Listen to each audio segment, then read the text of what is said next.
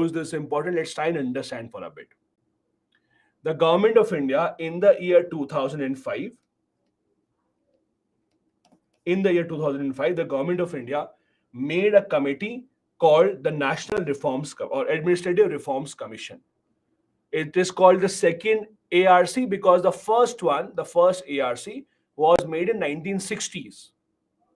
When it was the Indira Gandhi government, it was in 1960s. Now, the second one was created in the year 2005. Why is this important? This was a committee formed or a commission formed mainly to tell the government how to improve the government administration. There is no law in India that says that such a commission has to be appointed time and time again. But just that government wanted to appoint it, thinking that it is a good time to make certain changes and see how we can improve our administration in the country. This commission, as a result, gave a total of 15 reports. This commission gave a total of 15 reports on various topics. Now, the problem is you cannot read and remember all the reports because if you see, thousands of recommendations have been given in total in the 15 reports. So, you can't remember all of them, obviously. So, what you are expected to do is you're expected to read and remember important recommendations. So, what we will be doing in this class, we will be taking up some important reports and important recommendations, what they have suggested on various topics, and discuss them. How is it important for the examination point of view? Usually, there is almost no chance that UPSC will ask you directly what did the second ARC say on this matter or that matter. So usually they will not ask you what did the ARC say.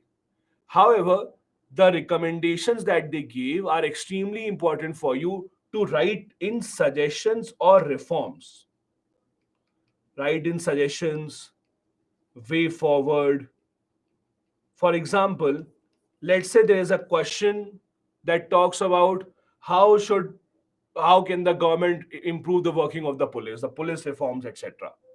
When you have these kind of questions, police reforms, etc., you can write about what the second ARC suggested, how to improve the working of the police. On the other hand, let's assume when the question is how to improve the working of civil services in India, you may turn to the recommendations given by the second ARC. If the question is about how to resolve extremist movements in India like Naxal movement, or how to better resolve disputes in India between different states, in the suggestions, you can quote what the second ARC has suggested.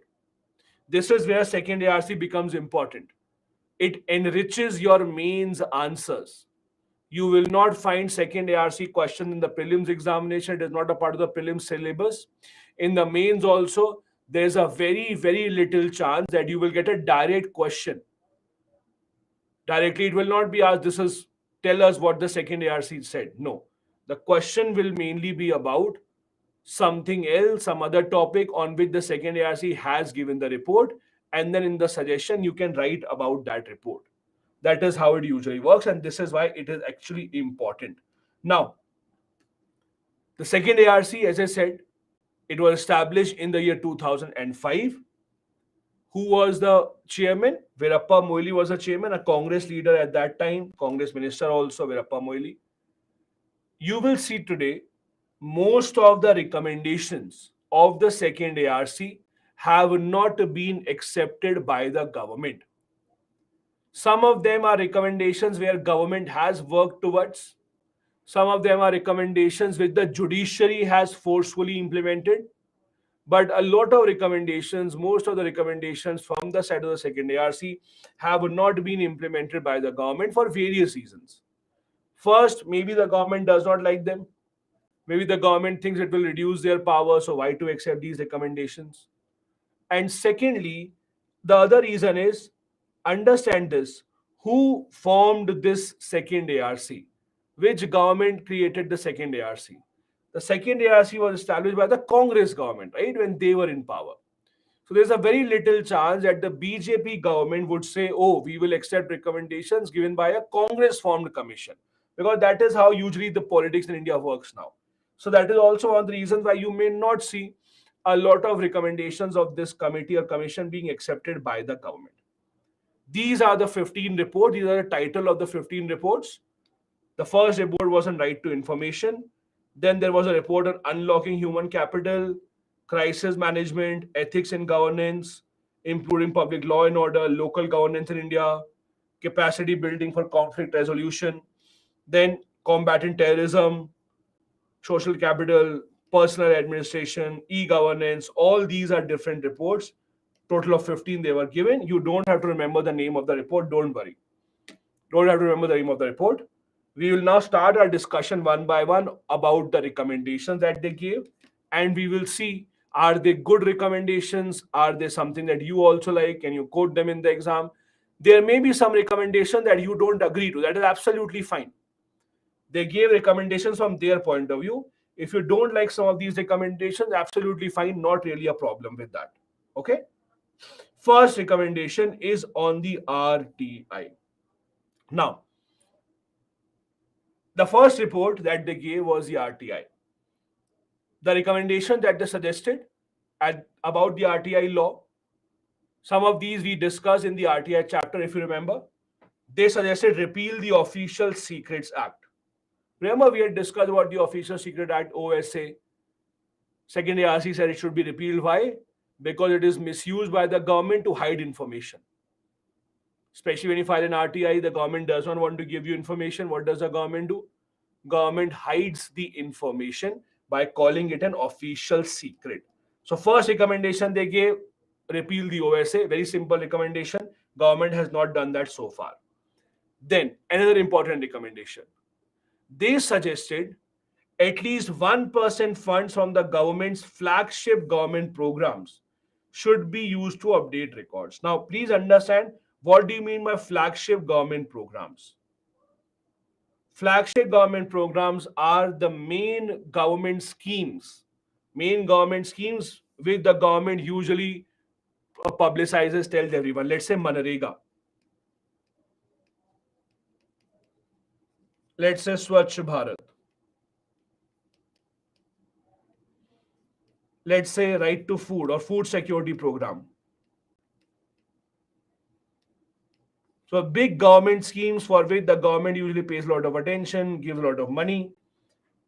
The suggestion is whatever budget is given to these schemes, take out at least 1% of that and use it to update records. Update records as in computerize the records, make it digital. Remember when we were discussing the RTI, we discussed one of the problems in the records is it is just not kept in a digital manner. So it's difficult to retrieve information. Now, this has obviously not been accepted by the government. This has obviously not been accepted by the government. Shivam, this is the correct name of Manrega. Don't worry. I'm not written it wrong. So the problem here is, understand, let's say of Manrega, the budget is 80,000 crore. Let's take a general assumption, okay? Let's say the budget is 80,000 crore. Now the problem is, let's say you say 1% of this government should spend on updating of record. 1% of this is how much? 800 crore is 1%. Now, if you add up 1% of all these government schemes, it becomes a humongous amount. And the government says even 1% of all these schemes is such a huge amount, we cannot just spend it on something, we rather spend it on some other government scheme. And governments anyways have not been very keen on being very good on RTI. Why would they want to give out information? They are happy if the information is delayed. So that suggestion that we should go ahead and we should at least ensure that the scheme has, or at least 1% of the scheme should be spent on updating the records. The government doesn't want to do that because, again, they are not that interested. Then they suggested at least half of information commissioners to be non-civil service background. We discussed about this in the RTI chapter. One of the reasons why the Central Information Commission may not work properly is all of them are usually civil servants, so they side with the government rather than holding the government accountable, holding the government responsible. So as a result of this, what happens is, if the people are from non-civil service backgrounds, if people are not related to the government, you expect them to be more unbiased. That is a suggestion. Accepted? No, obviously not accepted. Clear provisions to include NGOs, again, not done so far. Why clear provisions? Because right now, what is the problem? The problem is the law says substantially financed NGOs. The law says substantially financed NGOs. The law does not say how much financing is required. The law doesn't say how much are we talking about. It just says substantially financed NGOs. Then, independent authorities for grievance redressal. What do you mean by this? Right now, the second appeal that you make is to the Central Information Commission. Then you can't go anywhere. They themselves are kind of under the government only, so they can't pressurize the government. They can't really do anything. So if you really have to make the law strict, if you really have to make sure that people are getting information that they want from the government, then have a proper independent authority for grievance redressal. Have an authority that can actually resolve complaints from the people, take up the complaints from the government or of the government, and then try and see if there's a solution to that. These are some of the recommendations that the committee gave on how to improve the RTI. Then, create a roadmap for bringing legislature and judiciary under the RTI. After their suggestion, now we have discussed judiciary is under the RTI partially. But again, this is not what the government did. This was done by the Chief Justice of India, right? This was done by Chief Justice of India, not the government of India. Legislature, that is a parliament, is still not completely under RTI. So you cannot file an RTI to the parliament as such, asking what the parliament is doing, how are they working, what issues are they discussing, etc.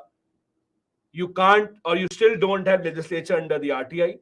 On the other hand, judiciary is under RTI partially because, again, only the Chief Justice of India, you can ask questions to them only on very few basis. But the other parts of judiciary is still not under the RTI. And again, this was a recommendation accepted not by the government, but by the judiciary, partially. Then, non-confidential files should be made public under RTI. Now, let's try and understand this. In America, there is a law. The law is, let's say the government of America says today that this particular file is confidential. Okay? The American government declares that a particular file is confidential. They declare it today. Now that means after 50 years, today it is confidential. Once 50 years are over, 50, that file will automatically become non-confidential and people can read it. That is the law in America. When the government declares a file as confidential, it is only for 50 years. Once the 50 years are over, the file automatically comes out in the public domain. In India, there is no such law. In India, the government can keep the file confidential for as long as they want. The files about the death of Subhash Chandra Bose are still confidential. Files about the death of Lal Bahadur Shastri are still confidential. So right now in India, we do not have this kind of a provision, which is what the second ARC has suggested.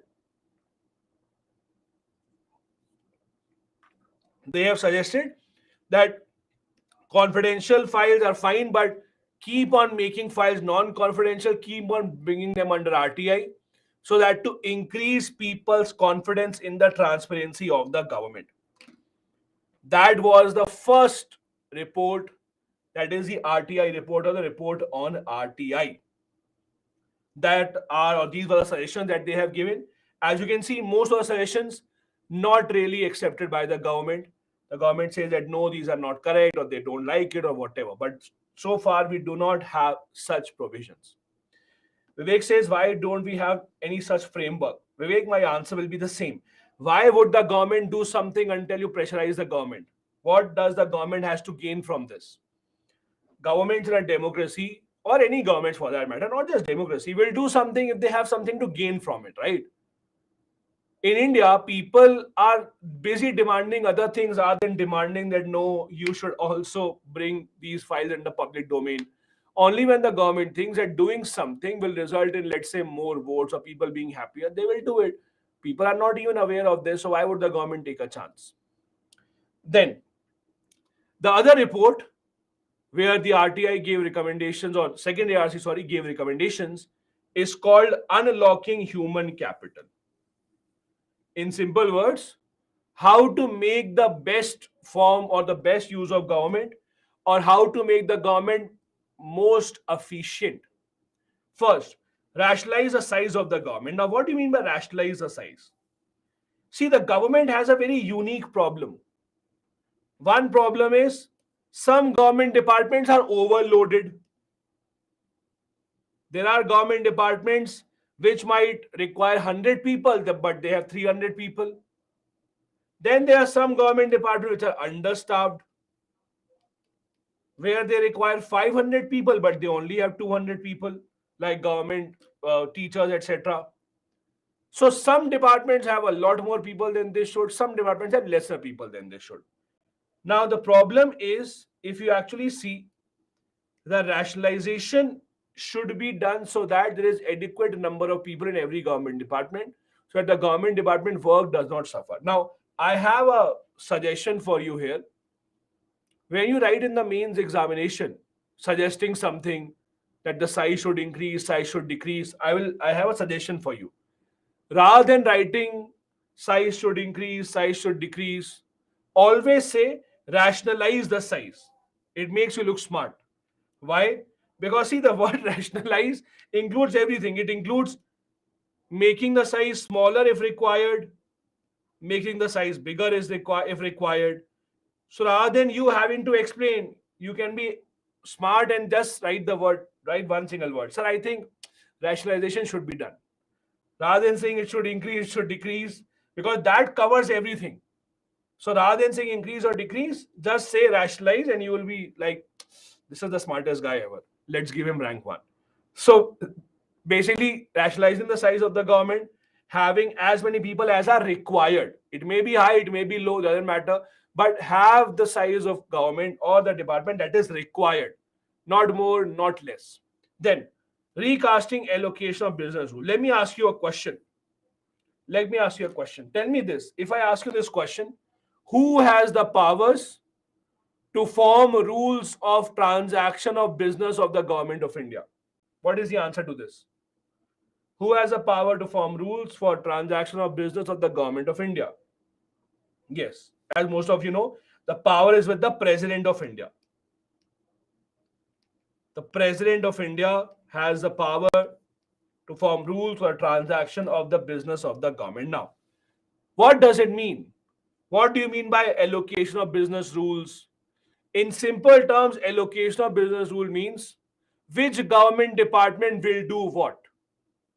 Which government department will handle this responsibility, which government department will handle with some other responsibility. I'll give you an example. I can give you an example. So when Indira Gandhi was the prime minister, that was a time that cartoonists or people who used to make political cartoons in the newspaper, satirists, they used to make amazing cartoons. I'm not saying that they don't make cartoons now, but they used to make amazing cartoons back then. So there was a cartoon that became very famous at the time of Indira Gandhi. So that cartoon was, there was an officer that was sitting on a file on a desk. Some files were lying on the table, and the designation in his office was Director General of the Department of Putting Glue on the Stamps of the Envelope. That was his post. Director General of the Department of Putting Glue on the Stamps to be put on the envelope. That was the officer. Now, what were they trying to say? What was that cartoon all about? So that cartoon was all about the fact that at the time of Indira Gandhi, what happened was, and it happened with other governments also, when the government sees that there are not enough jobs in the country, when people are just don't have jobs, they're unemployed, what does the government do? If the government wants to please the people, make them happy, they will then give them government job only. That okay, if you don't have job, then come to us, work for us only. We will take a loan, we'll give you the salary. So when government recruits a lot of people, it's not always a positive sign. Please understand this. Especially for low level posts, when the government recruits a lot of people for clerks and these kind of posts, it's not a very positive sign, because it means that in the private sector there are just not enough jobs and people are actually coming here.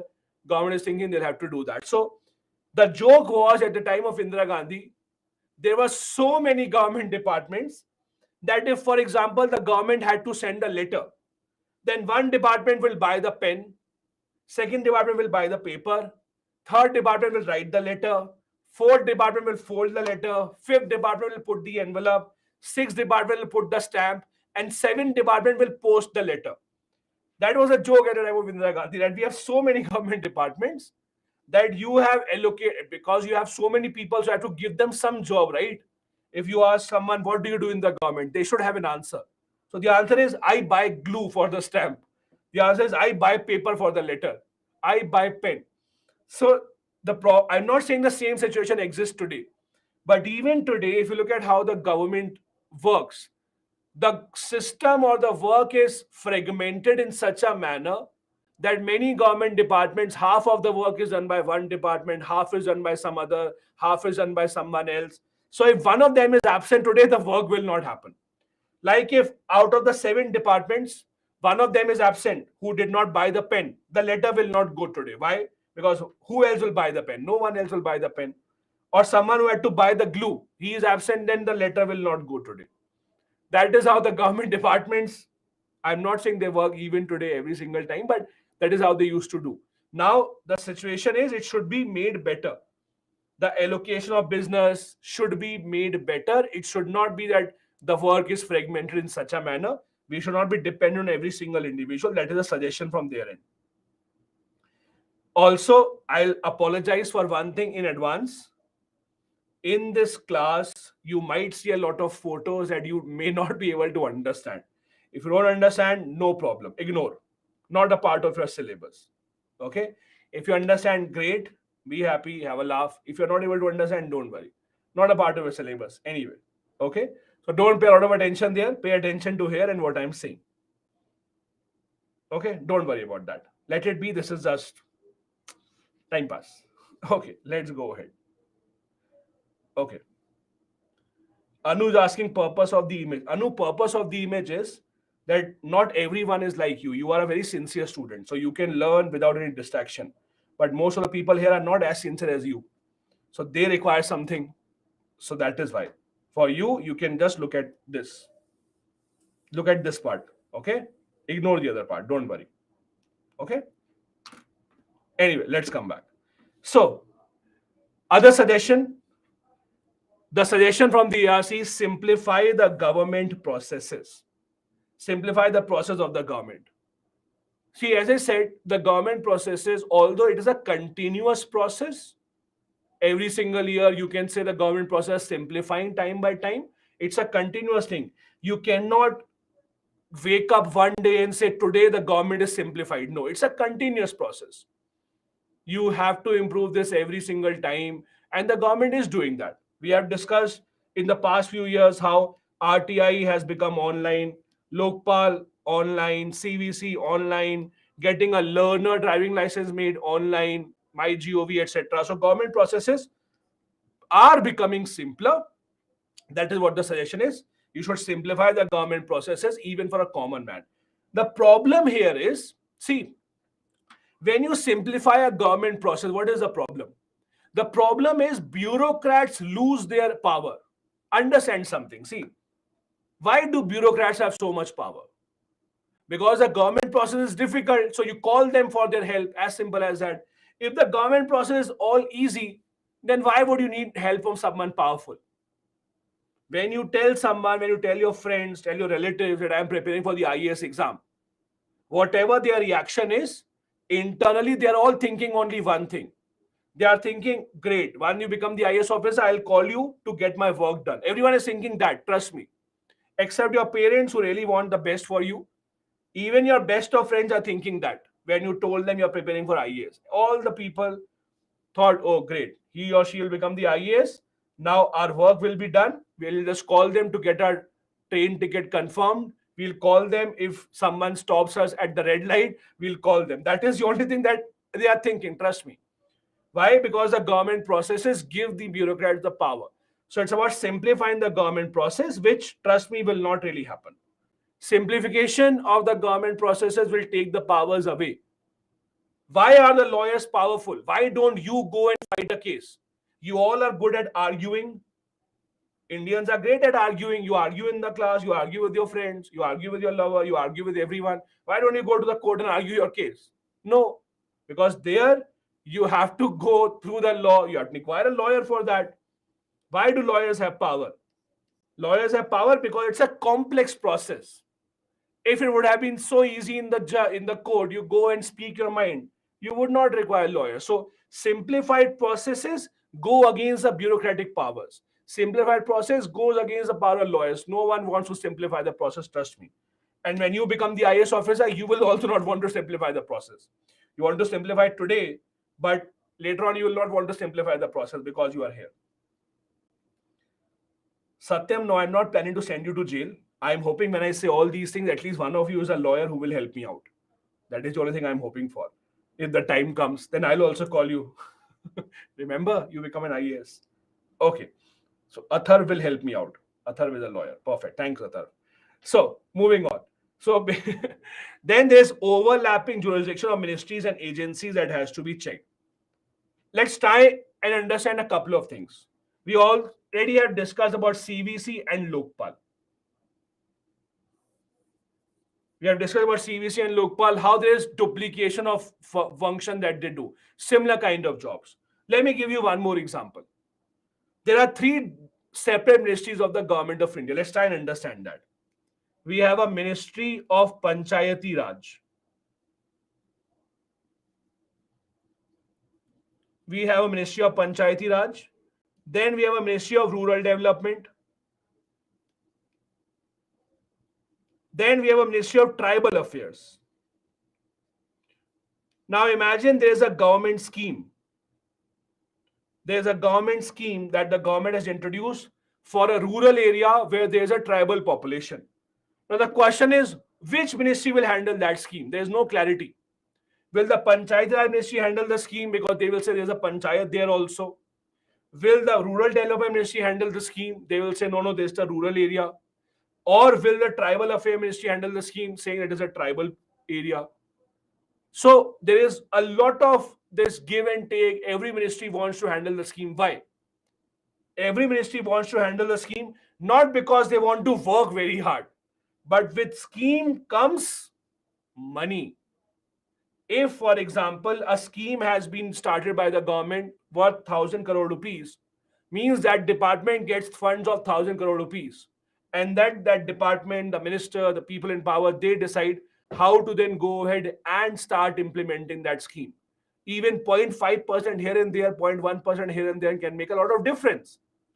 That is why there is duplication of agencies. We saw with Lokpal CVC also, we saw with this also. So suggestion is we should reduce or have proper jurisdiction of ministries. I'll tell you something very interesting. In Indian polity, all of you would have read, there is a limit on the number of ministers that we can have in the government, right? I'm sure in Indian polity, all of you would have read this. There is a limit on how many ministers can we have. What is the limit? 15% of the Lok Sabha, right? The limit is 15% of Lok Sabha, everyone knows. But do you know the big loophole here? The big loophole here is there is a limit on number of ministers, but no limit on number of ministries. Are you understanding? You have limited the number of ministers, right? But one minister can handle 5 ministries. There is no compulsion on that. One minister can handle 10 ministries also. No compulsion on that. So you have reduced the number of ministers maybe, but the number of ministries are still very high. For every ministry, you will have separate bureaucrats. Every ministry has separate people. So the size of the government still remains big. At the top, you might say the number of ministers are limited. Fine. But every ministry has their own big size, right? If Mr. Vaishnav is the railway minister also, if he's handling IT also, although he's a minister, single minister for both these. But below him in both of these, there will be separate teams, right? So again, there is still a lot of ministries that need reduction in sizes. There are still a lot of agencies which do a very common kind of a thing as other agency, and there's a lot of overlapping that should be reduced. Now comes the next report. This is one of the most important reports given by the second ARC. Ethics in Governance. Extremely, extremely important report.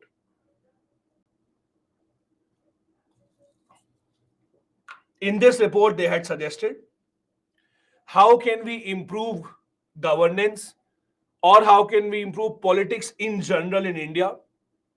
How can we make our governance and politics more ethical, basically? Very important suggestions. First suggestion, have partial state funding of elections. What does it mean? Elections in India, fighting elections is a very expensive affair. Let's imagine there's a person very intelligent. Let's assume me. Just kidding. Let's say there's a person very intelligent, very hardworking, someone who wants to do a lot of good things. Okay. But he doesn't have money. So now he goes and fights election. How will people come to know this is a good guy? Let me vote for him.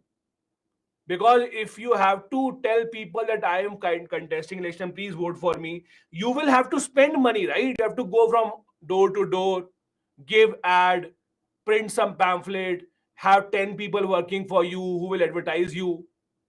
Basically, fighting election in India is absolutely not the job of someone who doesn't have deep pockets. You can win your society elections without money, although not always. For that also you need to give tea and samosa to everyone. But in most cases, society elections, small scale election, you can still win.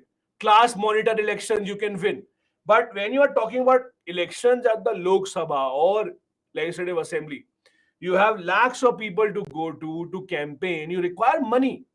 Now, if someone doesn't have money, that becomes a problem. That is why elections in India are not equal for everyone in reality. Those who are rich, those who have resources can spend more money, can reach out to more people. Obviously, they'll have a big advantage over you. What is the suggestion? Suggestion is have partial state funding of election. Now, how will partial state funding work? Means the government should help everyone who is fighting election at least partially. I'll give you an example of what partial may mean. It may mean don't give them money, give them resources. For example, let's say government says everyone who is fighting elections, we will give them 10,000 liters of petrol. Let's say something like this. Or everyone who is fighting election, we will give them a government ground for free for rally. Government ground for rallying. Free tent, etc. You go and advertise. Then the government might say, okay, we will give all of you one ad in the paper. We'll pay for one ad in the paper for you. You publish whatever you want. Something like that. It may be about partial state funding. Now, what is the problem here? Why can you not implement this in India? In India, the problem why you can't implement this is India has a multi-party system. Now that you see, oh, free petrol, let me also fight elections. Because that is how people think, right? Oh, this is free, let me fight election. Remember, remember when Geo announced, sorry, remember when Geo announced we are giving free of cost SIM, free of cost data? Remember the long lines just because he wanted to get a free Geo SIM. Remember that? So free in India, go anywhere on the road, free food is distributing. Look at the line. And the line is not just about poor people. Everyone wants to be in that line because everyone likes free. Also, you want to do something always which you're not supposed to do. I'll give you an example. If I tell you this is a wall, don't touch the wall because it has been just painted. What is the first thing you will do? Tell me very honestly. I'll tell you this is a wall. Don't touch the wall. It is painted right now. What will you do? The first thing you will do. Because you don't trust anyone, so you will touch it, right? You will touch it because you're like, oh, let me see, because I am different. So you always do something that you're not supposed to do. That's human nature. There are some people who are saying, I will prevent others from touching it. Amazing. I wish I could tell your parents how lucky they are, but not all of them are lucky like that. If you look at how most of the people will react, you will first touch the wall and see, right? So you don't do something which you are supposed to do. You are more enticed towards something that you're not supposed to do. Similarly, if you introduce this free concept, we have multi-party system in India. Everyone can fight elections. In your own constituency, you might think only 3, 4 parties are fighting election. But go on the day of the voting, see your EVM. There are so many people who are fighting election you may never have even heard of. They're all fighting elections. And then it becomes free, it becomes even better for you. Then the other part of issue is that does the government have so much money to give all these things free? Not really. Again, money remains a big issue in India. Now, there might be a solution to this. For example, the government might say, we will only give this free to recognized parties. We'll only give this free to those parties which are over 10 years old. Something like that may be a solution, but at least so far it has not happened. So far, we have not seen this happening. Next suggestion, they have tightened the anti-defection law. Let the president or the governor decide. I know all of you have read the anti-defection law in Indian polity. All of you are very well aware of what is anti-defection law.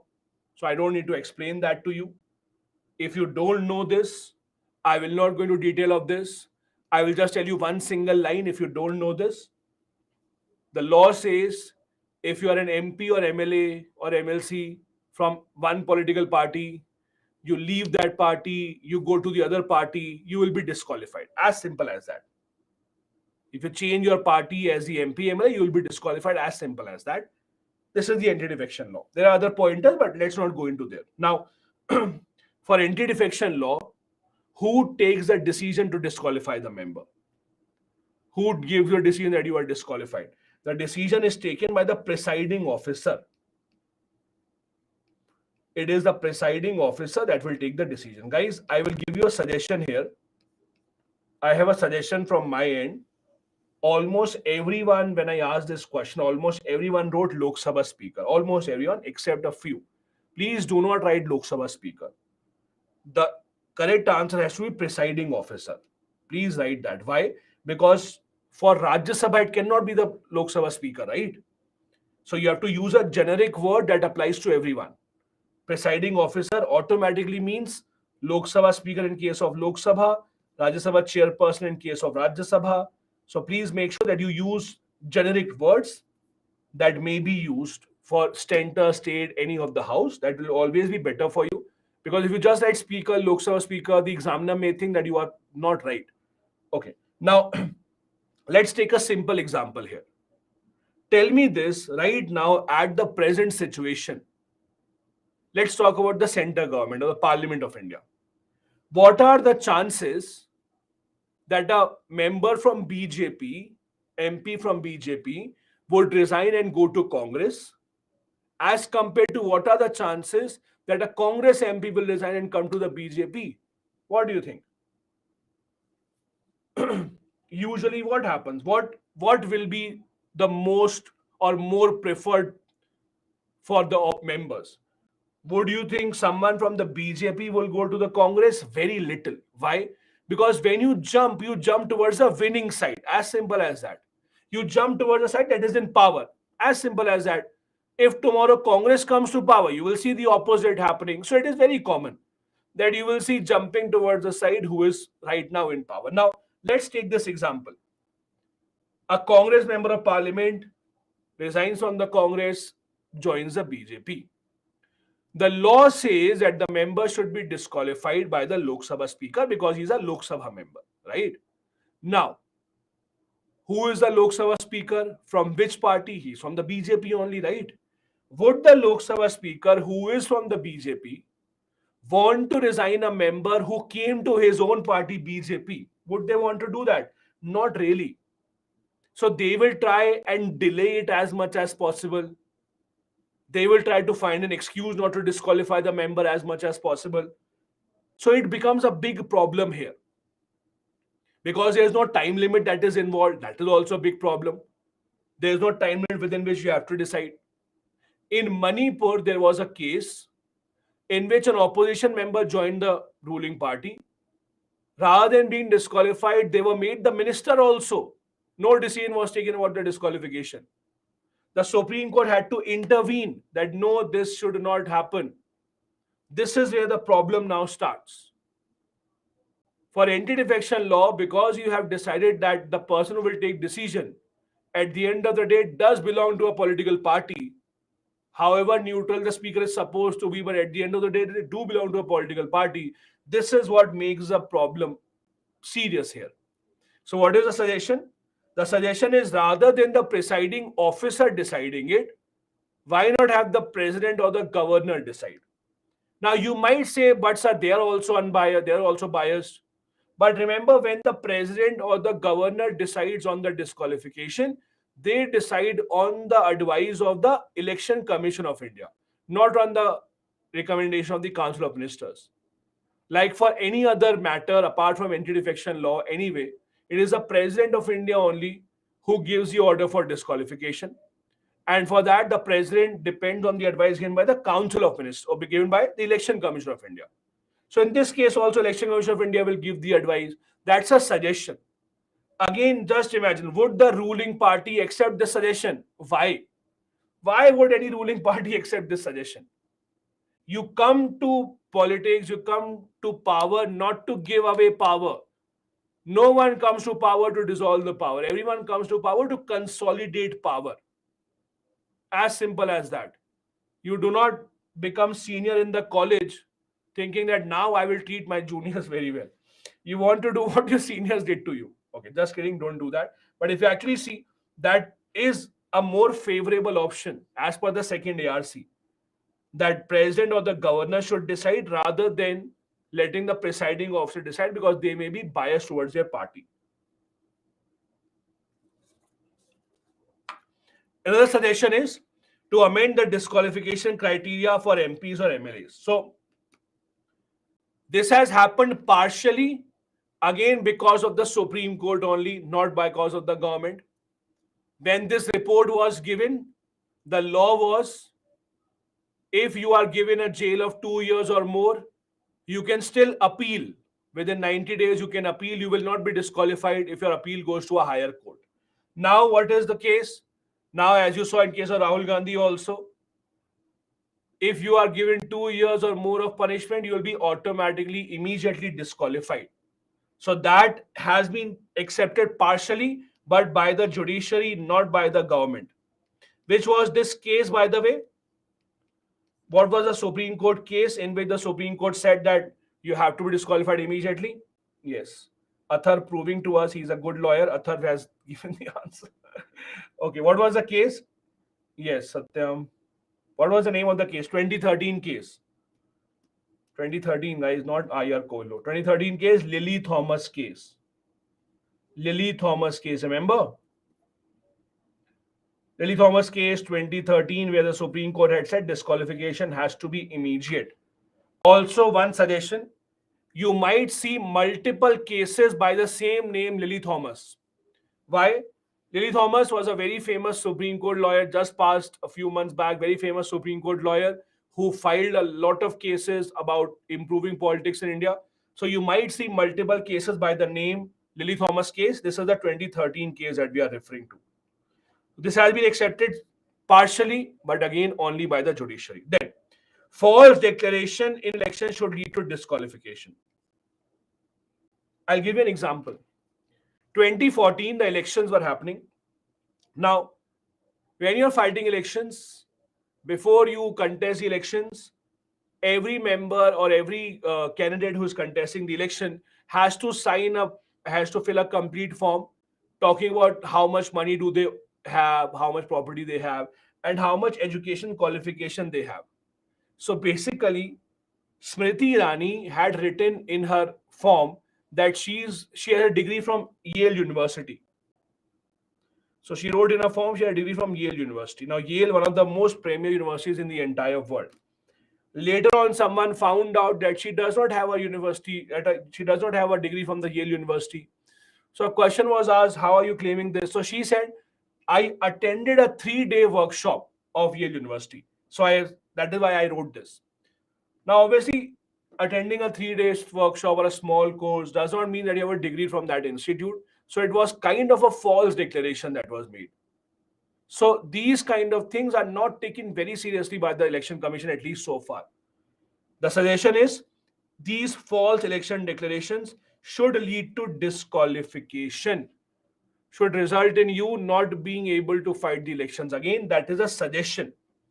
That is how we will be able to improve people's participation in governance. That is how we can have people which are much, much more true in their governance. Now, what exactly is this? In 1994, the UK government formed a committee. That committee is famous world over right now. That committee was called the Nolan Committee.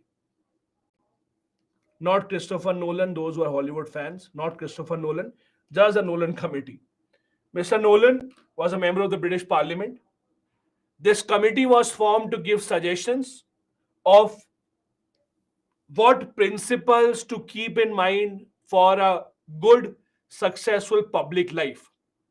This committee is renowned around the world by the name of Nolan Committee on Principles of Public Life. Principles of Public Life. Why am I showing this to you? Because the second ARC suggested that the ministers and the public servants in India should follow the Nolan principles of public life. Now, why is this important? It is important because number one, UPSC in the ethics paper, GS4 paper, a few years back, asked this question. The question was, what are the principles suggested by the Nolan Committee to be followed in public life? So this has been asked in GS4 as well. Also, this is a very common question that you may get asked in the interview as well by the interviewers. That what do you think are the principles of public life? How a public servant should behave? Or in other words, what are the qualities that a public servant should exhibit? All of these can be answered by Nolan Committee principles. Now, please understand something. Let's assume that the UPSC asks you a question about the Nolan Committee, right? Now, if you see the words, they have used 7 words to define the good principles of public life. If I don't show you these 7 words right now, and I ask you, what are the good principles of public life? Most probably you will say these things only. So it's not that they have said something groundbreaking. If you see, what have they said? They have said accountability, honesty, leadership, integrity, selflessness. So it's the same kind of a thing. It's not something different. But if you are quoting a committee in the answer, or if the question is specifically about a committee, then in the answer you have to use the exact word that they are using. You can't use a synonym and say, oh, it means the same thing. No, that is where the difference starts. So if you are, let's say, quoting the committee in your answer in the interview stage or in the mains answer, then you have to use exactly these 7 words only. If you are writing from your own mind, great, you can go here and there in 1 or 2 words, not really a problem with that. But if you are using your own language, then please don't use the name Nolan Committee principles. Only use this name when you are very sure these are the 7 words that were used. Please use this. My suggestion is, please make sure that you try and remember this. What are these? Very simple, easy, all of you know, nothing that I have to explain. First, selflessness. So your orders given should not be selfish in nature. You should give orders in the interest of the public rather than your own interest. You will have a lot of powers, but use it for the public. You have to show integrity. Integrity means practicing what you preach. There is a story about Mahatma Gandhi which I'm very sure is false, but I'm sure you would have heard the story about Mahatma Gandhi and the sugar. So the story is that there was a mother who was worried because her son used to eat a lot of sugar. She brought her son to Mahatma Gandhi. She asked Mahatma Gandhi, please tell my son not to eat sugar. He will listen to you. Mahatma Gandhi told the lady, okay, come back after 1 month. So they went away. They came back after 1 month. And after 1 month, Mahatma Gandhi says, beta, don't eat sugar. It is bad for your health. And then he says, okay, go now. So the lady got surprised She asked Mahatma Gandhi that if you had to say this only, that don't eat sugar, you should have said this 1 month ago. Why wait for 1 month? So the answer was, apparently, I also used to eat a lot of sugar earlier. In this 1 month, I stopped eating sugar. I first saw if it is possible or not, and then I could preach it. That is the story. I'm very sure not a true story. This story has been attributed to many people. Even in the chat, I see people giving different names. Someone saying Ramana Maharishi story, someone saying Gautam Buddha story, someone saying other story. So again, don't worry, you don't have to quote the story. As long as you understand the idea of integrity, my job is done. I'll tell you my favorite quote, by the way. I'll tell you my favorite quote that I use a lot. You should not use that in the exam. My favorite quote is, never let truth come in the way of a good story. I always follow this. Okay. So never let truth come in the way of a good story. As long as the story is good, enjoy. So again, this is an example of what is integrity. Please don't quote any of these stories in the exam. You will not have enough word limit to start writing stories. Then the public servant should be objective. You have to display objectivity. Objectivity basically means while taking decisions, you have to take decision based on facts. You should not take decision because someone called you your friend, that you start helping them out, giving contracts to your relatives. Any decision that you take should be based on facts, who deserves it, who doesn't deserve it. Be open, be transparent, show leadership, be honest, be accountable for whatever actions you take. Basically, not something to explain here, but again, if you are using the word Nolan principles, please write exactly these 7 words only rather than writing something else. If you want to define them, you can define them in your own language. That is not a problem. But the 7 words should be these only. When we were discussing in the earlier batch, one of the people said a good way to remember is Hollow IAS. If you want to use this, you can. One of the students only suggested it, so I will not take the credit for this. Someone suggested you can use it by, remember is by Hollow IAS, and whatever you want to remember it by. It is important, has been already asked. Now, other suggestions. They suggested 2 things. One of them have been done by the Supreme Court. They suggested, number one, Election Commission appointment should change. It has been done, but by the Supreme Court now. As you know, the Supreme Court of India has now said there will be a committee to suggest to the President about the Election Commission. The committee should be, as we had discussed, the Prime Minister, leader of the opposition of the Lok Sabha, and the Chief Justice of India. So again, not something that the government did, something that the Supreme Court did. On the other hand, CAG appointment still not changed. Still not changed. We had discussed about the CAG appointment issue when we were discussing about the CAG in a lot of detail. I gave you examples also. Shashikant Sharma, Rajiv Maharishi, etc. This is what they have suggested. Now, apart from this, the other suggestion, ensure that political parties also publish their accounts in public.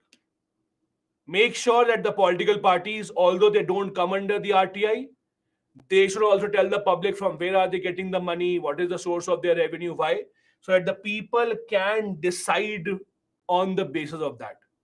For example, I want to vote for a political party, but I want to see who is giving them money. If someone that I know is, let's say, corrupt, is giving them money, I will obviously then not vote for that party.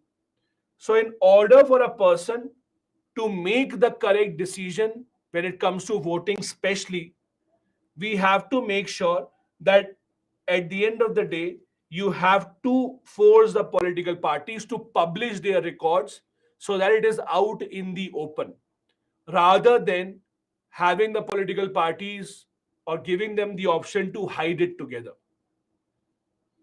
Has this been done? Obviously not. The idea of political parties opening up their books is impossible for them. Political parties have this reasoning that if we tell you our sources of funding, they will be harassed by other political parties. You will go to the same corporate and say, give me the money. You'll go to the same businessman, ask him to give you the money. So this publishing of accounts, auditing of the accounts of political parties, which has been suggested, will not be accepted by anyone usually. Post-poll coalitions should not be allowed without re-elections. Now, what is post-poll coalition? Let's try and understand this. Now, I'm taking an example of what happened in Maharashtra earlier. In Maharashtra, when the last elections were held, what was the scenario? Let's try and understand. So, in Maharashtra Legislative Assembly, they have 288 seats. Now, how were the elections fought? The elections were fought when two teams were fighting. One team, BJP plus Shiv Sena, was fighting the election together. Then we had the Indian National Congress and the NCP fighting the elections together. Okay. So there were two teams mainly. Let's take an example of what happened towards this side. The numbers might not be exact, but let's take a simple idea. Let's assume the BJP and Shiv Sena decided that Shiv Sena will fight elections on 128 seats and BJP will fight elections on 160 seats. Okay. A random example. Now, in these 128 seats where Shiv Sena was fighting elections, BJP did not have any candidate. On the other 160 seats, Shiv Sena did not have any candidate. Now, in these 128 seats, let us assume there is a voter who wants to vote for the BJP. Okay? There is a voter here who wants to vote for the BJP. When he wants to vote for the BJP, but he does not have a BJP candidate, the BJP told him, don't worry, vote for the Shiv Sena candidate. They are our partners. It is the same thing. Okay? So BJP voters, for example, in these 128 seats, voted for the Shiv Sena candidate. Then what happened? When the results came out, Shiv Sena, for whatever reason, right or wrong, let's not go into that, but Shiv Sena changed the side and then came this side. And these three together formed the government. These three together formed the government. This is called a post-poll coalition. When you form teams after the results have come out, this is called a post-poll coalition. When you form a team after the results have come out. The problem here is this is injustice for this voter who voted for a party because it was a friend of their own party, but then you have someone else's government. So the idea is this should not be allowed. The suggestion is, if it happens, the suggestion that they have given is, if the parties really want to change sides, then there should be re-election with these three together and this one alone. That is a suggestion, that post-poll coalitions should be allowed only after re-elections. Without re-election, the post-poll coalition should not be allowed. That is again a suggestion, because again it is a voter at the end of the day who is suffering. Voter wanted to vote for a party, but you asked the voter to vote for some other party because there was a partnership, and then the partnership got broken. So that is a problem. Other suggestion, appointment of Chief Election Commissioner. It has been done by the Supreme Court. We have discussed this. They have also suggested reform the collegium system. This you have read in polity. I will not go into detail of that. As you know, collegium system is a system to appoint judges in the Supreme Court and the High Court. There's a lot of debate over it. The government wants to change it. Supreme Court does not want to change it. I'll not go into detail of that, but this is also something that they had suggested, which has not been done.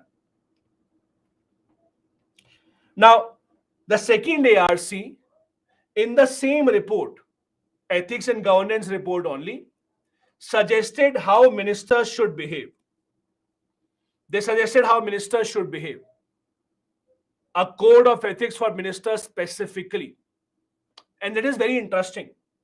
The first thing they said is, ministers in the Lok Sabha should keep their role as minister and constituency member as separate. What does it mean? Let's try and understand something. It has happened for a long time. By the way, before going ahead, I'll just address one thing. For some reason, many people are asking, is this not under anti-defection law? I think you have not understood anti-defection law properly. What is anti-defection law? Anti-defection law would have been if Shiv Sena member would have gone from Shiv Sena to NCP, no member is going anywhere. A party has decided to team up with some other party. This is not under anti-defection law. If a member of Shiv Sena has gone somewhere, that would have been a anti-defection law. Even those who are saying merger, that is also not correct. There is no merger. It's not that Shiv Sena has merged with another party. There is no application of anti-defection law. What is happening? None of the members have changed their side. None of the parties have merged. It is what? It is parties coming together to form the government coalition. Coalition is not under anti-defection law. So please don't be confused. It is not a case of anti-defection law. Anti-defection will apply when one person changes party, goes to other party, when some party merges, some party breaks up. Nothing like that happened. It was what? Just parties coming together to form the government, as simple as that. So please don't be confused there, okay? Let's come back to the first suggestion. So ministers who are Lok Sabha members should keep their minister work separate and constituency work separate. Now, what does it mean? I'll give you an example. Basically, you would see, and this happens with every government. I'll give you multiple examples. You will see, for example, whoever becomes a railway minister will make sure that a lot of trains now go through their state or go through their constituency. A lot of trains take the route which includes their constituency so that the people are happy. I'll give you an example. When Mr. Lalu Prasad Yadav was the railway minister, it is very famous or infamous that when Lalu Prasad Yadav became the railway minister, what he did was super fast trains that are not supposed to stop at many places. Super fast trains were made to stop in almost every village in Bihar. And people became very happy. But these trains then were never super fast again because he wanted to appease people in his constituency. So you will see that a lot of trains, super fast trains at that era, started stopping in Bihar time and time again. You see right now, a lot of government projects are based in Gujarat. You see the first bullet train of India, Ahmedabad to Mumbai. A lot of big government infrastructure projects based in Gujarat. And it is a very common occurrence. At the time of Rajiv Gandhi, Indira Gandhi, lot of projects were focused specifically on Amethi, Rai Bareli to appease their constituents. Because this is not illegal. You are building infrastructure, spending, but this is not illegal. This is unethical. This is unfair for other people who deserve the same development, but it is not that they are getting that development. When ministers come from certain constituencies, they obviously want to appease that constituency more and they bring more funds there. That becomes a problem. So ministers' job should be separate from their membership of the Lok Sabha. That is a suggestion. How will it happen? I have no idea.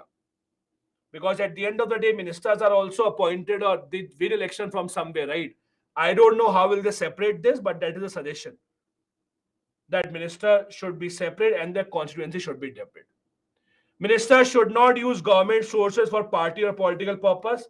That is done. There is a law. You cannot use government funds or government sources. In fact, Indira Gandhi got disqualified from her election in the Allahabad High Court because of this only. So, but there are loopholes that the ministers find out. But at least the idea is for your political purpose, let's say you are giving a speech or going to give a speech for your own party. You cannot use or should not go on government expenses. But that is not absolutely possible to implement. I'll give you an example. Let us talk about the Prime Minister of India, right? Now, let's say Prime Minister of India wants to go to address a rally, make a speech, especially for the BJP to ask for votes. That's a political journey. So he should not spend government money. He should spend on a helicopter, or if he wants to go on a helicopter, then the expense should be paid by the BJP. All that is fine. It is done. But if the security guards are protecting him who are paid salary by the government 24/7, that becomes a gray area. And I'm not saying the security guard should be taken back, but that is a very gray area. You can never ensure that 100% of the money is spent by political party only. There will always be some part that will be common with the government expense. So how to implement this, it's not very clear. Again, The civil servant minister should also uphold political impartiality. Ministers should not ask the civil servants to do something illegal. Okay, good. That is the only reaction I have. But again, if you're a minister and you don't even ask the civil servants to do something you want, then how good a minister you are, right? The entire point of becoming a minister is to be able to ask the civil servants to do something. But the suggestion is that it should not be done. You should not interfere in the working of the civil servants. Then, Prime Minister and the Chief Minister should have a dedicated office to receive complaints against the ministers. If a common person, let's say you, want to complain against the minister, you should have a number, an email ID where you can approach the Prime Minister or the Chief Minister directly. That is also a suggestion. Prime Minister, Chief Minister should ensure that this code of conduct by the minister is followed, because they are the ones who can keep them accountable. And most importantly, even the coalition partners or the coalition ministers should listen to the Prime Minister. Let's take an example. When Dr. Manmohan Singh was the Prime Minister, it was not just a Congress government. It was a government of Congress, along with, let's say, Trinamool Congress, the Mamata Banerjee party, let's say Samajwadi party, all these were working together. So what happened? If someone from Samajwadi party, let's say, did something wrong, they would not listen to the Prime Minister. That no, he is not our Prime Minister, he belongs to some other party. Even though they're in the same coalition, but they would not listen to that Prime Minister. That is a suggestion that this should not happen. Even the coalition partners should listen to the Prime Minister. Doesn't matter if it's a coalition government, because you're all a part of the same government. That is again a suggestion that the second ARC has given. A few more things before we take a break. We are continuing on the same report of ethics and governance. The same ethics and governance report, as I said, it's extremely important. So we are going into a lot more detail of that. Ethics and governance report also talks about the issue of office of profit. I hope all of you know what is office of profit. You would have read that in Indian polity. The issue of office of profit. What exactly is office of profit? All of you know, right? Perfect. Let me quickly repeat, just in very brief terms. If you are a member of the legislature, let's say if you are an MP or an MLA already, along with that, you cannot have any other government job from where you are getting a salary or benefit except being a minister. That will be called an office of profit. That will be called an office of profit. So MP, MLA, holding some other post, getting some other salary, getting some other benefit, etc., except being a minister, it will come under the category of office of profit. And in this case, you will be disqualified from being an MP or MLA because you held an office of profit. The problem with the law of office of profit is, as you know, there is no definition of the phrase office of profit in the Constitution. The Constitution mentions office of profit but does not define it properly, that what is office of profit, what is not office of profit, etc. Supreme Court has defined it in some suggestion in some cases, but the Constitution does not have a proper definition. What will be office of profit, what will not be office of profit. So what has the second ARC suggested? The second ARC has suggested that number one, if there is an office which has the right to spend government money, please understand, if there is any authority, any office that has the right to spend government money, then it will be called an office of profit. Any authority having the power to control public fund, spend public fund, spend government money, that will be an office of profit. For example, can a member of parliament become the head of the ONGC? No. ONGC has public funds, government money. You cannot spend it. Can the member of parliament become the head of, let's say, RBI? No, you cannot, because you are spending government money. So basically, if you are in a power, in a position where you control government money, how the government money will be spent, how much will be spent, it should be called office of profit. That is what they suggested, that anyone in the position to spend government money will be called as office of profit. However, there is one exception. Exception is if a minister, let's assume you are a minister of railway, you are railway minister. Within the railway ministry, you might have many organizations working, many departments working. Those should not be called office of profit. If you are a minister, then by virtue of being a minister, you already have power to spend some money on some departments. You already control some money issuing power to some other organizations. That should not come under office of profit.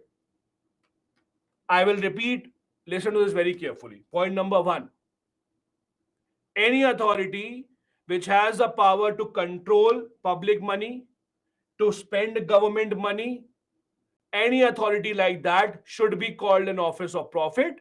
So MP, MLA should not control that authority. That will be your office of profit. On the other hand, if you are a minister, by virtue of being a minister, within your ministry, you have some departments, you have some bodies which control public funds where your decision is accepted, then it will not be office of profit. But if you are not a minister already and you are controlling some authority, then it will be office of profit. You should not hold that position. That is what they suggested in terms of separation of powers, in terms of office of profit. Someone has asked a question, can they do private business? Yes. See, office of profit does not include private business. Office of profit says being MP and MLA, along with that, you cannot have a government position, a government executive position. That goes against separation of powers. Also, please remember, when you have office of profit, the Parliament of India has the power to make a law to exempt some positions from the office of profit list. I'll give you an example. Okay, I'll give you a simple example. When we had the Congress government, when Dr. Manmohan Singh was the Prime Minister, there was a lot of talk that Sonia Gandhi, for example, wanted to have more powers than the Prime Minister. Sonia Gandhi did not become the Prime Minister. There were a lot of debates about that Sonia Gandhi wanted to control something like that.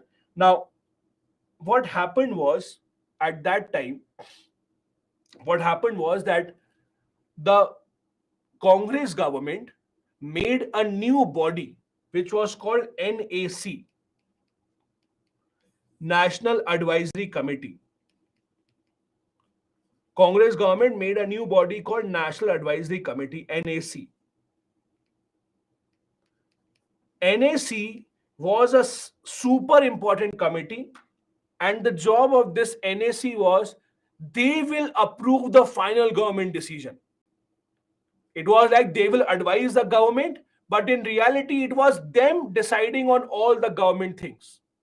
Who was the head of this committee? It was Sonia Gandhi who was the head of this committee. So Sonia Gandhi was made the head of the NAC.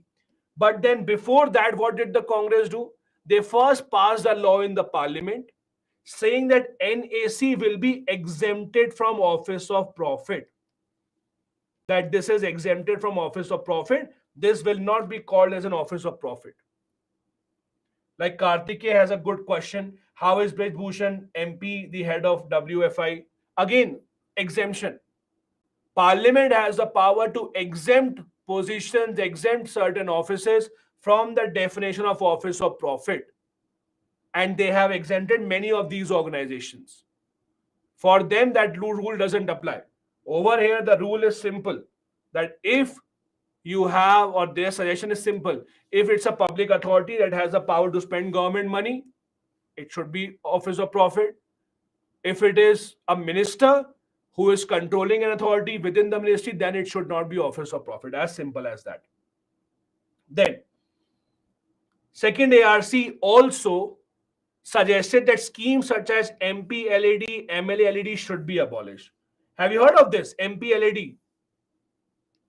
Have you heard of this? May have heard of this. MP LEDs, Member of Parliament, Local Area Development Scheme. Local Area Development Scheme. Similarly, this is MLA, Local Area Development Scheme. So basically, what happens is a member of parliament gets 5 crore rupees every year for development in their area. So they get 5 crore every year, using which they can have development projects in their area. This is the MP LED scheme.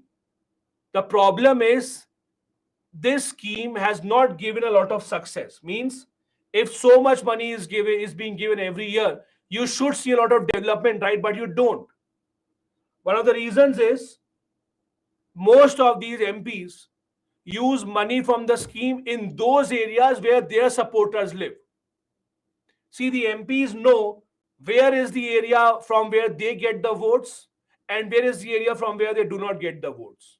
So even their money spending, even their funding is usually discriminatory.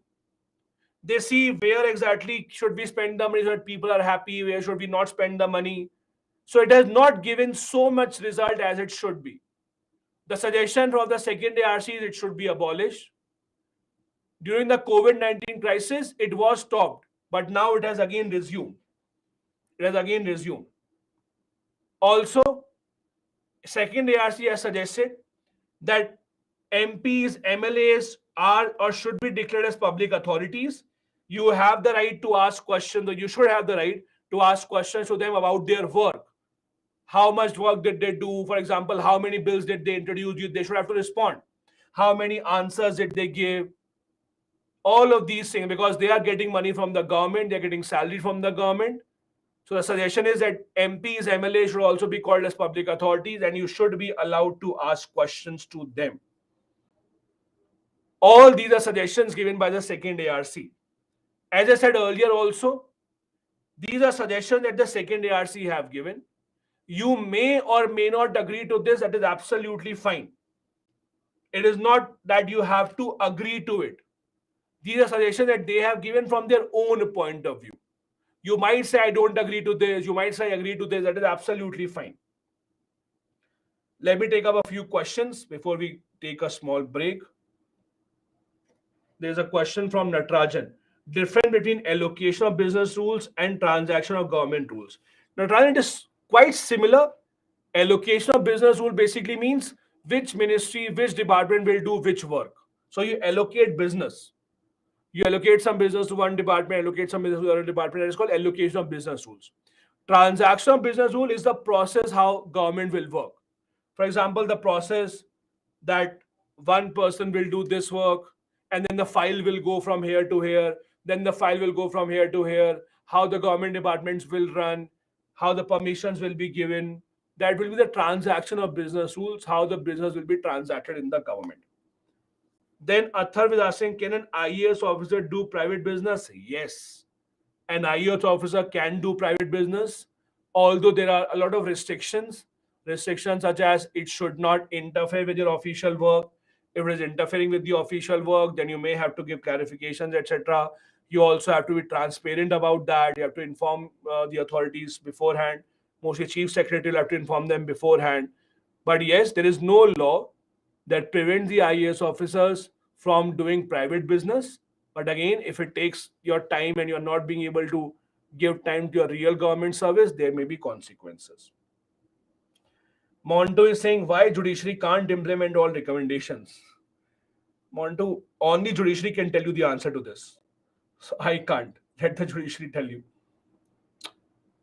Yuvraj has a question. Please explain NAC again. So Yuvraj, in the Congress government, because the Congress had this idea, they wanted to give one of their members, Sonia Gandhi, a lot of powers, even powers more than the Prime Minister. So they made a body called the NAC, National Advisory Committee, that was supposed to give the final decision, final go ahead on all the government orders. So it was it was set up as a advisory body to the government that would advise the government, but in reality it was actually double checking what the government was doing. So Sonia Gandhi became the head of that. The idea was that Congress government now, rather than being run by the prime minister under his control, will be run by NAC, and that NAC could have been an office of profit because again it was an executive position about apart from being an MP. So the government first gave an exemption to this. They passed a law and they exempted the post of the NAC head from the office of profit, and that is how the body got created.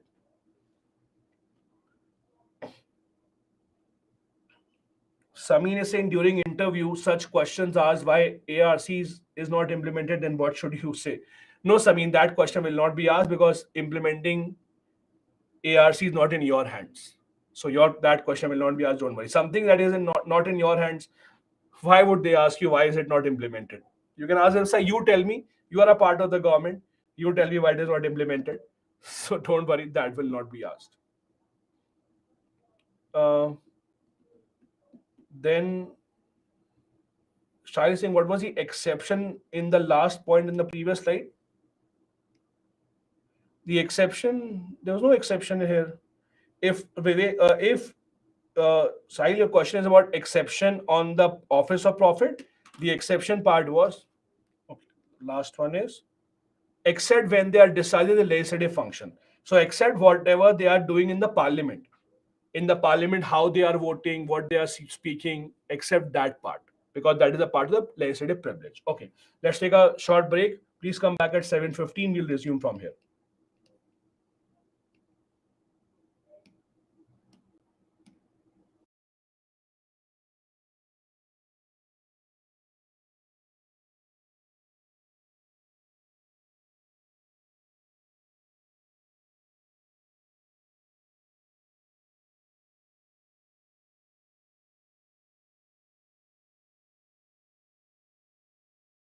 Basically, how to improve functioning of the police.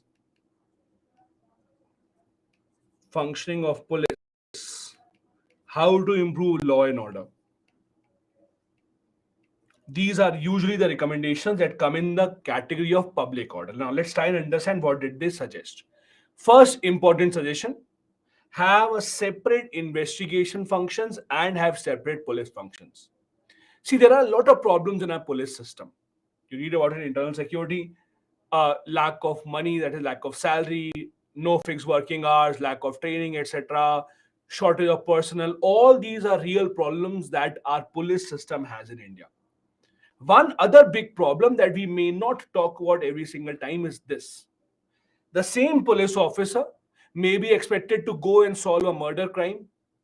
The same police officer may be expected to go and ensure VIP security arrangement. The same police officer may be then asked to go and indulge in an encounter. All these are specialized things. Investigation, especially, is a very specialized field where you need to ensure that people have enough skill, people have enough training. In India, our police has not divided those functions. For example, if you look at American web series, American movies, you will see some of their police officers are called detectives. Have you seen that? Not all, but only some are called detectives. They're police officers. Why? Because again, detectives are those in that police team who have been given the training of investigating a crime. In India, that is not the case. So in US and UK, you will see there are two separate things. Some officers are given training how to solve a crime. Some officers are given training how to catch the criminals, how to ensure that public order is in the safe hands. In India, we have not segregated the functions. That is one suggestion. Now, it is easy to suggest this on paper. See, the easiest thing is to preach, the easiest thing is to give suggestion on any single thing. But the idea here is you will only be able to segregate police when you have enough police officers. We still lag in enough police officer category. We do not have enough police officers that are required for the size of India's country.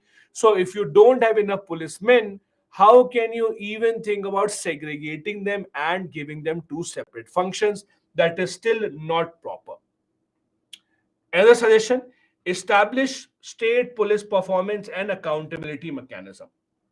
Right now, how the police or how anyone working in the police gets a promotion, it usually depends on the number of years you have served.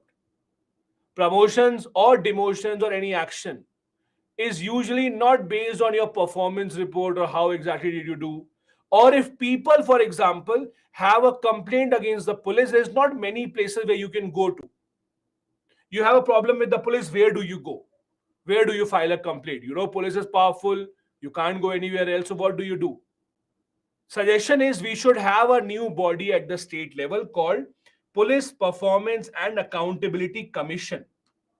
The idea of the commission is simple: to fix the accountability of the police, to ensure that the police is accountable, and if they do something wrong, if a complaint has been filed against them, they should be made answerable. That again is a suggestion. Again, you might like it, you might not like it, absolutely your vision. But these are suggestions that they have given. Then, reduce the unnecessary burden on the police. A lot of times, let's say someone becomes MLA, not even MLA, someone becomes a municipal councillor, they win the municipality election. In order to show the world, see, I'm so powerful, they want four policemen around them, two behind them, two in front of them, someone in the side. Why? Because that you think or they think that exudes power. That's a status symbol. A lot of times, police is forced to go on duties where they should not be. There's an unnecessary burden on the police, VIP security, preventing people from or don't know which threat. No one has those threats. No one even know these VIPs, but you are subjected to those duties. There's a lot of unnecessary burden on the police. You ask them to be at places where they are not required to be. You force the police people to work for extra hours time and time again. If you are in the police duty, there is no working hours for you. For example, you know that let's assume that you are sleeping in the night at 2 a.m. You are in the police. You get a phone call that, see, sir, something wrong has happened, please come. Would you say, no, my working hours start at 9 a.m., I will not come? No. There is no time, there is no holiday. You are at home on a Sunday, something wrong happens, you will have to go. So there is a lot of burden anyways on the police. So the idea is don't force them just to be on VIP security where there's nothing that is required of them. We should also improve forensic science infrastructure. What does it mean? See, criminals are becoming smarter every single day. You all watch the news, the kind of crimes that are being committed now, the use of technology, cyber crimes. All of that is a big challenge for the police. The police might not have enough time to get them trained for all these. I'll give you a simple example. And this is a real case of what happened a few years ago. So, a few years ago, there was this girl who filed a complaint to the police, who went to the police saying that she had a breakup with her boyfriend. And now this boyfriend is taking a revenge by posting her personal photos, her intimate photos on Twitter. So this boyfriend is taking revenge. They are putting her photos. So she wants the police to please help her stop this. The question that the police had was, ma'am, what is Twitter? Please tell me first. Now imagine you go to the police to ask for help from the police and they say, what is Twitter? I don't know. What do you expect? You can't blame the police. Someone who is working 18 hours a day, 16 hours a day, they don't have time to go and read what is social media and then update all their skills, right? They should be getting time especially for that. So if you are not aware as a policeman of the new challenges coming up, if you're not aware of the new problems coming up in the crime scene, how can you at the end of the day resolve that crime? In order to resolve the crime, you need to have proper forensic science infrastructure, how to ensure that these crimes are caught, because see, criminals are always staying one step ahead. And if you want to resolve those crimes, the police also has to stay that step ahead. That means you have to invest more in infrastructure for investment and for interrogation purposes. Focus on community policing. What is community policing? There are two things that you have to understand. Imagine this. Let's do a very simple social experiment kind of a thing. If I ask you, what is the first image that comes to your mind when you think of army? And then what is the first image that comes to your mind when you think of the police? Just think about that. The first image that comes to your mind, positive, negative, whatever. In almost all cases, when you think of the army, you have a very positive image in your mind, right? Protectors, guardians of the country, helping us, giving their life. When you think about the police, not really. You think about corruption, harassment. You think about something wrong, right? I'm not saying that they have done something wrong or they have done something right. There are exceptions on both the sides of the story. But again, think of the image that you have, the image that you get. You think, oh, police, there has to be something wrong. Why is that the case? And you may not have that image if you know someone in the police. If someone in the police is your friend, you might not have that image. That is fine. But usually you would see that the image that you get of a policeman is not a very good image or a positive kind of an image. But for the army, you get that. Now, this image that is built up, it is built up for a reason. You can't say, no, this image is wrong. These images are built up for a reason. There's a reason why people think like that for the army. There's a reason why people think like that for the police. What is a suggestion in this case? Suggestion is to focus on community policing. Community policing means the police should engage more with the community. For example, if let's say you live in a society, police should come and have events, let's say have talk with people in the society every 2 weeks, every 3 weeks, so that the police actually is in touch with the community and the community is not afraid of approaching the police. A lot of times, people see this as a taboo to even go to the police station. If you go to the police station, your parents will tell you, in our fourth generation, no one has ever gone to police station, and now see you because of you, we have to go to police station, right? That is the dialogue that they will say. What will your grandparents think about it in their grave? What will they think about? So again, the problem here is the idea that police is attached with a taboo that no, going to the police is wrong. Be away from them, right? It is said that maintain a distance from the police, right? People have this dialogue that neither friendship nor any nor having any problem with the police is fine. You have to maintain an equidistance. That is what people say. Now, again, the problem here is when the problem starts, when the police has to approach you, people should have trust in the police. That can only happen if there is community policing. If there's community policing. The other problem, gender sensitization. India lacks women policemen in a great deal, and there are good reasons for that as well. You can't blame the girls or women for this. Every year, the number of I of the number of girls who clear the UPSC exam, not a lot of them have IPS as their top preference. Now, you might say, no, sir, I will do it. Fine, you might be an exception or whatever. But if you look at the past record, the reality is that not a lot of girls usually prefer to go to the IPS, and there are good reasons for that. The result is not even at the top position, and even the bottom positions in the police, you will not see a lot of female officers working. What is the problem here? The problem then becomes that how do you have gender sensitization? When the police comes to arrest a female, they don't even have female officers. The law says you cannot have any arrest of a female without a female officer. But for that, you need to have some female officers, right? If you don't have female officers, then what do you do? How do you keep waiting? That is a big problem. Not just this, there is even a problem in the lockups.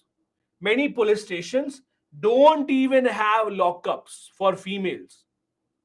So if a female is arrested, they are then forced to stay in the same locker that is for men. That also becomes a problem. When you don't have enough police who are female officers, you have a situation where they don't know how to behave with the other gender. That gender sensitization thing also becomes a problem. Now, many states are working towards this.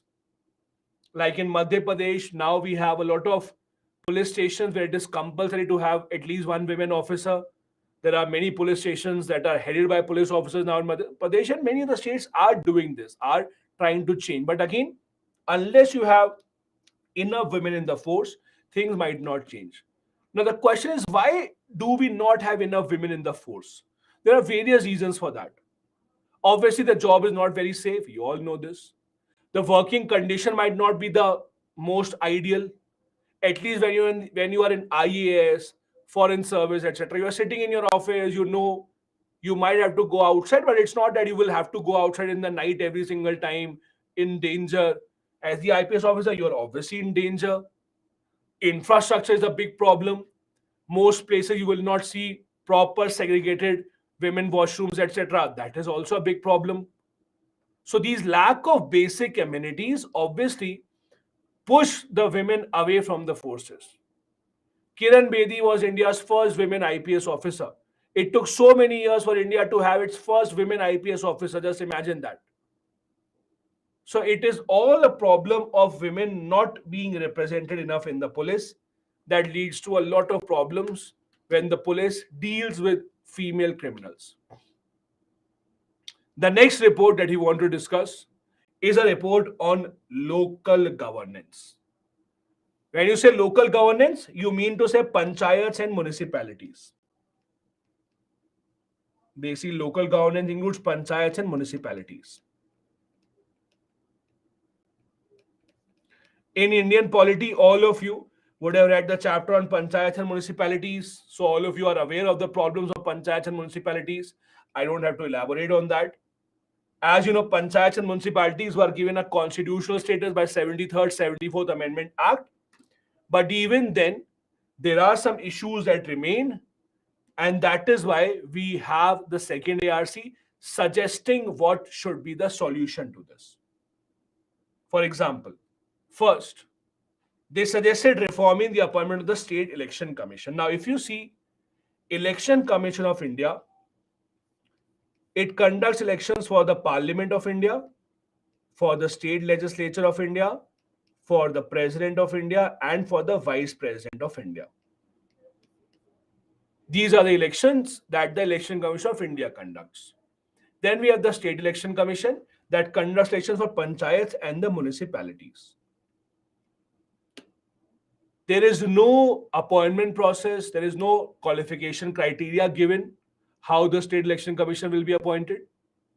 It's a one-member commission appointed by the governor. Just like the Chief Election Commissioner at the center before the Supreme Court judgment, the president would just appoint an officer. The name was given by the government. At the state level, the situation remains the same even today. Although the Supreme Court judgment has made changes in the election appointment of election commission at the center level, but at the state level, the election commission still is appointed in the same manner, without any role of the opposition, without any qualification criteria. Whichever officer the state government prefers, that officer's name is given to the governor, and then the governor appoints that person as a state election commission. There is lack of powers and responsibilities given to local governance. You all would have read about this in panchayat and municipalities. It's like saying, as you know, see, in the panchayat and the municipality law that is passed, as you know, the law is divided into two parts. Some parts of the law are mandatory and some parts of the law are voluntary, right? Mandatory means something that the state governments compulsorily have to do.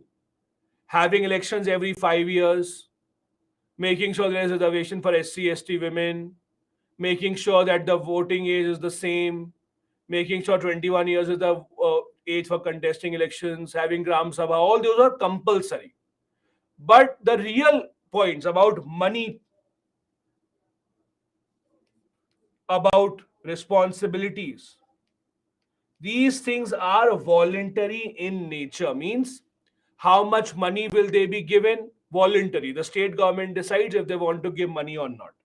The state government decides whether they want to give responsibility or not. And many state governments have not done this. It is like your father telling you, make a plan where you want to go on a vacation. and you make a plan, sir, Papa, I want to go to Switzerland, Australia, Europe, whatever. And then you ask him, okay, give me the money for your ticket booking. He said, no money. I just asked you to make a plan.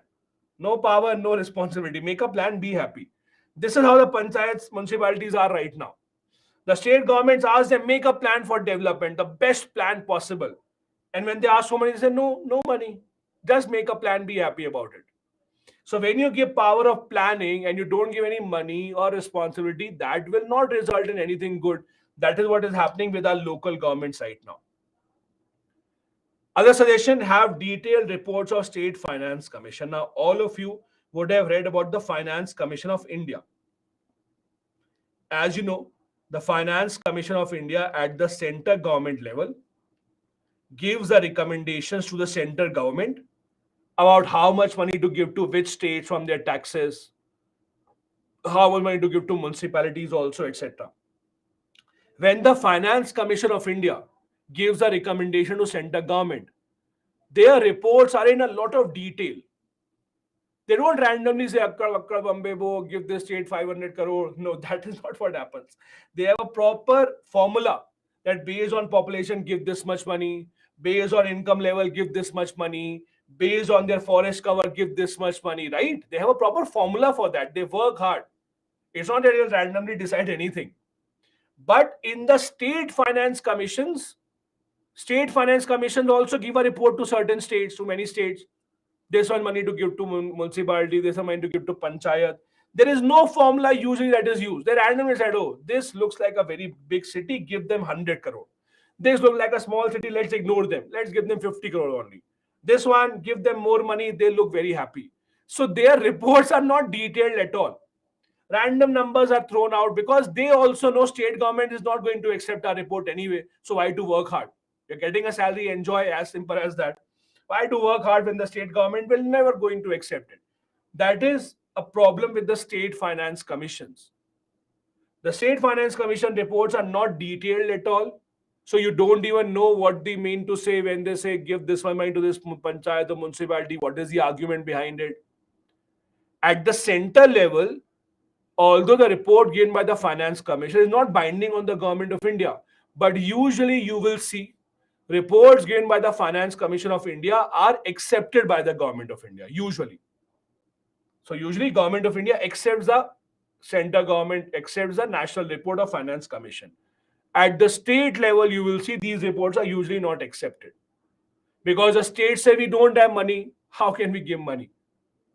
The entire issue is about money. Like your parents telling you every time, we don't have money, we don't have money, what do we do? So the same thing the state government says, we don't have money. You ask them for a bike, we don't have money. You ask them for their pretty dress, you don't have money. Ask them for iPhone, you don't have money. Similar is the case with the State Finance Commission. They ask them for money, states say we don't have money. Then, adequate funds should be given, but they don't tell how adequate funds should be provided for the development. Now, another very interesting suggestion they gave was you should increase non-tax revenue. Now, what is non-tax revenue? There are two types of income for the government mainly. There is tax revenue and there is non-tax revenue.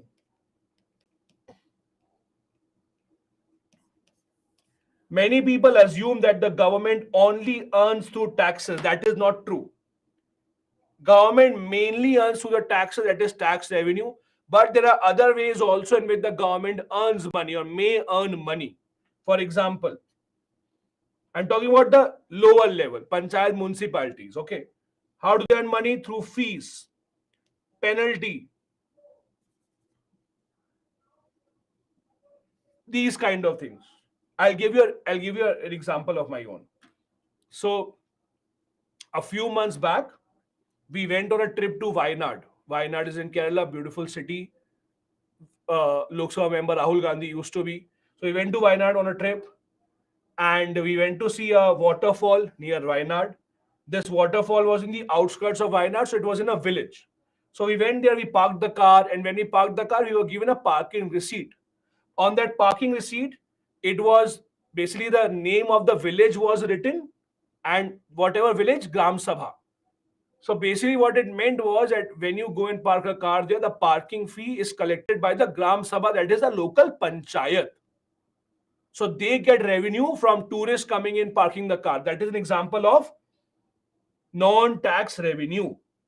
But not many states allow this. Many states don't allow this. Very few states actually allow the panchayat, especially, or the municipalities to collect this money. Because the state government saying that they should get all the money. So in most of the cases, the state governments would go and say, no, no, I should collect the money. But again, it depends on how much power the state governments have given to the panchayats to actually collect these fees, etc. So the suggestion is this non-tax revenue should be increased. I'll give you some more suggestions. It happens in bigger cities, especially Delhi, Mumbai, Bangalore, Hyderabad, obviously. If you go to big markets, you park your bike or you park your car, you have to pay a parking fee that usually goes to municipality. So usually municipality looks into public parking, etc. In big cities, when you have to, let's say, give away your waste of your house, municipality usually comes in and collects the waste. They might charge you some money for that. All that basically is a way of collecting non-tax revenue. But the problem is non-tax revenue is collected in very few areas, very few. Usually in bigger cities only. In smaller cities, why would you pay for parking? It is my city. Why would I pay for parking? I'll park wherever I want. That's what happens usually in smaller cities when you know that nothing will happen. In bigger cities, you have to pay for these parking, etc. So that is why those panchayats, municipalities do earn some money. The suggestion is to increase non-tax revenue, allow all these things. Then also allow borrowing from, let's say, municipalities in limited limits. There are some municipalities in India that borrow money using bonds. See, the government of India borrows money, a lot of money from the market. State governments also borrow money from the market for their development purposes. But somehow, when it comes to municipalities, not a lot of them borrow money or they are allowed to borrow money. Suggestion is they should be allowed to borrow money, like Ahmedabad Municipal Corporation, let's say Pune, Bangalore, etc. should be allowed to borrow money from the market, use it for their development purpose, and then repay it. But the problem here is, listen to the problem. When you borrow money, you have to give a guarantee, right? Without the guarantee, there is no one who will give you a loan. Even the governments have to give a guarantee. For example, when the government of India takes a loan, what is the guarantee? The guarantee that they keep is Consolidated Fund of India is the guarantee. When the government of India takes a loan, Consolidated Fund of India acts as a guarantee. When the government of the state takes a loan, then what happens? Consolidated Fund of the state acts as a guarantee and then they get the loan. But what about municipalities? What would they do? They don't have a consolidated fund. That becomes a big problem. If the municipality goes out in the market, says that give me money, I will return you, what is the guarantee that the investors have that their money will be given back? This is where the suggestion is state or the center should support them, should back them. That don't worry, borrow money from the market, we will act as the guarantee. If you don't pay the loan back, we will give it to you, we'll act as the guarantee. But for that, the state or the center has to come up and then has to give the guarantee. That is the suggestion, that the borrowing should be allowed for municipalities, especially who can afford this, so that we can have lesser pressure on the government to give money to panchayat municipalities and they can have their own revenue. Next report is a report on capacity building for conflict resolution. India, unfortunately, has seen a lot of internal conflict ever since our independence. We have seen the insurgency in the northeast. We have seen the Naxalism issue. We have seen Punjab in the worst form of terrorism in 1980s, beginning of 1990s. Jammu Kashmir problem persists even today, partially. So India has seen conflicts of a lot of different types. All these conflicts, how to resolve them, this is a suggestion that have been given. This is again a very commonly asked question in the mains exam, and you can write these suggestions also of how to resolve conflicts. First, negotiation should be given priority. Now, this is something that the government actually does. If you look at the record of the government of India, it doesn't matter which party is in power. Look at the record of the government of India ever since our independence. Governments usually try to negotiate. Like when India became independent, at the same time, there was a leader in Nagaland, today's Nagaland, called Fizo. So Fizo was a big leader of Nagas at that time. He declared independence at the same time. He said, India is becoming independent, British are going, so Nagaland is also independent now. Unfortunately, we do not read a lot about Naga insurgency as we read about the Kashmir insurgency. But you talk to any expert, read any books, you will be told that Naga insurgency was even more dangerous than the Kashmir insurgency. The government had a very, very hard time in controlling the Naga insurgency. And it's not just about Nagaland, it was about a lot of other states in the northeast. To the government's credit, whichever government was in power at any point of time, you have to give credit to the government that they have always been in constant touch with these leaders, encouraging them to join politics, contest elections, and then bring a change, whatever they want. Negotiations have always been given a priority. I'll give you another example. You might have heard of Assam Accord. Assam Accord, which is related to today's NRC or Citizenship Amendment Act. Assam Accord was this entire movement in 1980s in Assam that outsiders should be thrown out. The leaders of Assam Accord that you see today are MLAs, MPs in Assam. All of them have become a part of the politics. So government was able to convince them to come and join politics rather than just attacking them, because attacking someone will lead a very bad impression on the people because they have thousands and lakhs of followers and the government does not want to take a chance. Negotiations have always been given a priority and this continues even till today. Grishma, capacity building means building your strength to fight against something. That is capacity building. Then enhance protection for senior functionaries. See, this is especially related to the Naxal problem in India. Especially to the Naxal problem in India. I have a suggestion for all of you. Don't follow it right now, but when you are done with your preparation and you have some time in your hand, and if you like reading books, I will suggest you a book to understand the Naxal problem in India. It's a very good book. The name of the book is Hello Bastar.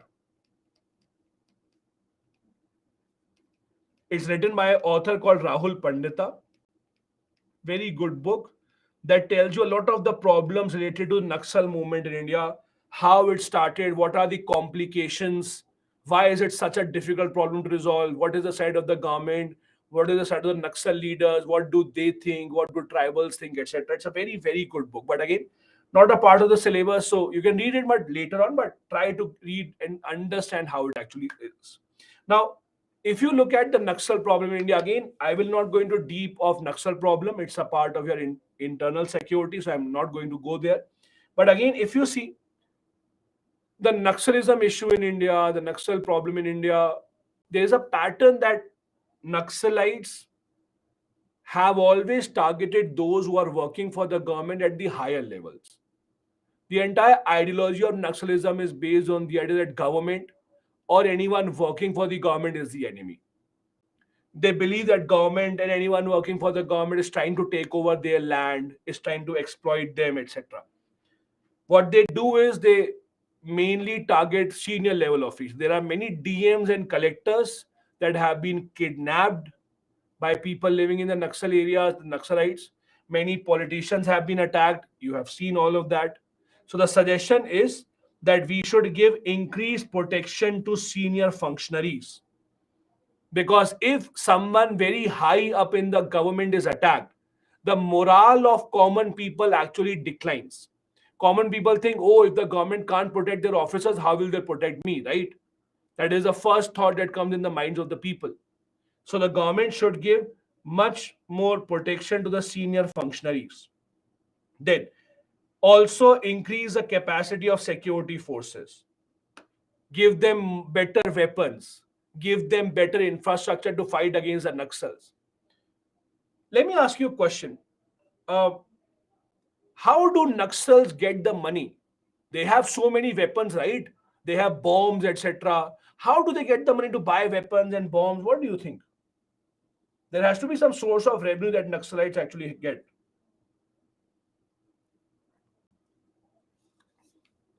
Local support, organized crime, looting, smuggling, stealing from police. Police doesn't have anything. What will they steal from the police? Okay, I'll tell you. There are two big ways in which they get the money. There are two big ways in which they get the money. Try and understand the two big ways. First big way, it has been now proven, it has now been proven that countries such as China and Pakistan have supported them. It has been, and even sometime Myanmar also have supported them. How? When, let's say, security forces have an operation against Naxals and they are killed, when we capture their guns, their weapons, they are usually made in China, made in Pakistan. So there's enough proof that they get support from outside India. One, that is something that we can't stop on our own. But there's one thing else from where they get money. Only very few people answered this correctly. The other thing where they get the money is, if you look at the area where Naxalism still exists in India, mainly Jharkhand, Chhattisgarh, a bit of West Bengal, you might say, a bit of Andhra, you might say. This is what? This is an Odisha in some cases. This is what? This is the mineral belt of India. This is the mineral belt of India. Basically, if you see the areas which are under Naxal control, a lot of these areas have a lot of minerals. So, what these Naxal leaders do is, illegally they take out the minerals and then they sell it in the market. That is the biggest source of their revenue. Yes, you can talk about extortion, kidnapping, that is separate. That is not in that big of a scale. But the biggest re- way in which they get money, they keep on getting money, is by illegal mining of those minerals. Because it is all in the mineral belt where they are where they have captured this area. So they have a lot of money to buy weapons, guns, they get help from outside as well. If you want the police or the military personnel to fight against them, to control them, the government has to increase the capacity of the military forces as well. Not just this, you also have to, as per the second ARC, sensitize the police and paramilitary personnel. This is a big problem. See, a lot of police in that area has been accused of not behaving well. I'll give you a story. Again, I think I have read the story in Hello Buster book only. So Rahul Pandita gives a story, and this is all a real story. There were tribals living in a tribal village in this area, Chhattisgarh, Jharkhand. They were attacked by some outsiders. They were forced outside their house. They were forced to leave the land because people wanted to extract minerals. Then these people, these tribals, went and complained to the police. Rather than the police listening to them, police beat them up. Police captured some of the girls of those tribal families. Police raped those girls. Now imagine the point of view of that tribal. His or her land was taken away by powerful people. He went to the government officers, police to get help, and what was done? He was beaten up, the girls were raped. Now imagine the mindset of that tribal. What would he be thinking? That is the government on his side or is the government on someone else's side? Think of the point of view of the tribal towards the police. I'm not saying every policeman is like that, but I'm saying, if even if one policeman does it, think about the news that spreads all across the village, that see, this is how the police is. Now this is where you have to understand that sensitizing the police is extremely important, and also paramilitary personnel. See, let's say there is a lot of CRPF soldiers that are deployed in that area. Now the problem is in the CRPF. Let's say you are deployed in Chhattisgarh, Jharkhand area, but they are not from that area. So Jawans from Himachal, Jawans from Sikkim, from Tamil Nadu, Kerala, Punjab, Gujarat, Rajasthan, they are deployed in Chhattisgarh, Jharkhand. So they don't know the history of that area. They don't know the problems that people are facing. So their way of dealing with the problem or dealing with the local people might be very different. That is why they should be given proper training to make them understand the issues on the ground. That why is it that people behave in this way? Why is it that the people are angry against the police? Why is it that the people are attacking them? So that they have the context before they work there. One other suggestion is to learn from greyhounds. Now, what is greyhound? Let's try and understand that. So, this is the logo of greyhounds. Now, let me try and explain what is greyhound, what is the issue here. A lot of times the police forces or the security forces are not able to control the Naxals or capture the Naxals because the problem is Naxals or tribals, they have been living in forest all their life, very, very dense forest. So they know where to hide in the forest, where to run, where to go. The police doesn't really know that. They're not familiar with that area. They can hide very easily. So what Andhra Pradesh did was Andhra Pradesh formed a special unit within their police called the Greyhounds. The specialty of this police was they employed people in this police from the locals who are living in that area. So locals who are not a part of Naxals, they were asked to come and join the police. They were given the training so that they could now lead the police and make sure that they can actually capture the Naxals who are hiding in the forest. And they have become extremely, extremely successful. Greyhounds have become a primary example of how Andhra Pradesh has been able to capture many Naxals and they have been able to control the problem. Now, again, if you read about the history of Naxalism in India, I will not go into detail because again, this is not a part of internal security. But if you go into detail of Naxalism in India, you will find out, although the word Naxalism comes from a village in West Bengal called Naxalbari, but the Naxalism as an ideology, it did not start in India from West Bengal. If you look at where is it that the first group of leaders of these ideological thinkers came in India after independence, they were from Andhra Pradesh. Andhra Pradesh was regarded as the first place that had leaders who were first influenced by this ideology going on in China and Russia, and they brought this idea to India. So Andhra Pradesh was seen as a kind of the beginning spot where all these leaders were. So for Andhra Pradesh to be able to control and capture all the Naxals is very, very, very impressive. That is why the Greyhounds have been extremely important and have been extremely successful. Apart from that, another suggestion is to strengthen the local level police stations, give them better weapons. The weapons that police has is much more outdated, much older as compared to the weapons that the security for that the Naxals have. We need to invest more, strengthen the police officers. Other part is that we have to also make sure that the implementation of Scheduled Tribe Act, etc., is working well. Now, please try and understand this. One of the real problems that we have when it comes to why is it that people in the tribal area especially protest against the police.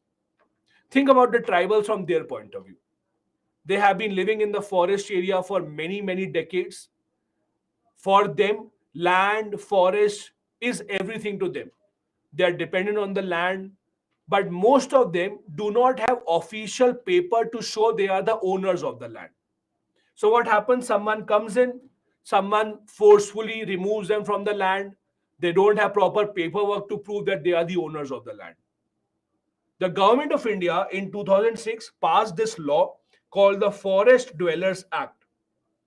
The Forest Dwellers Act was that the government of India will give proper ownership to tribals who are living in a certain area for many generations.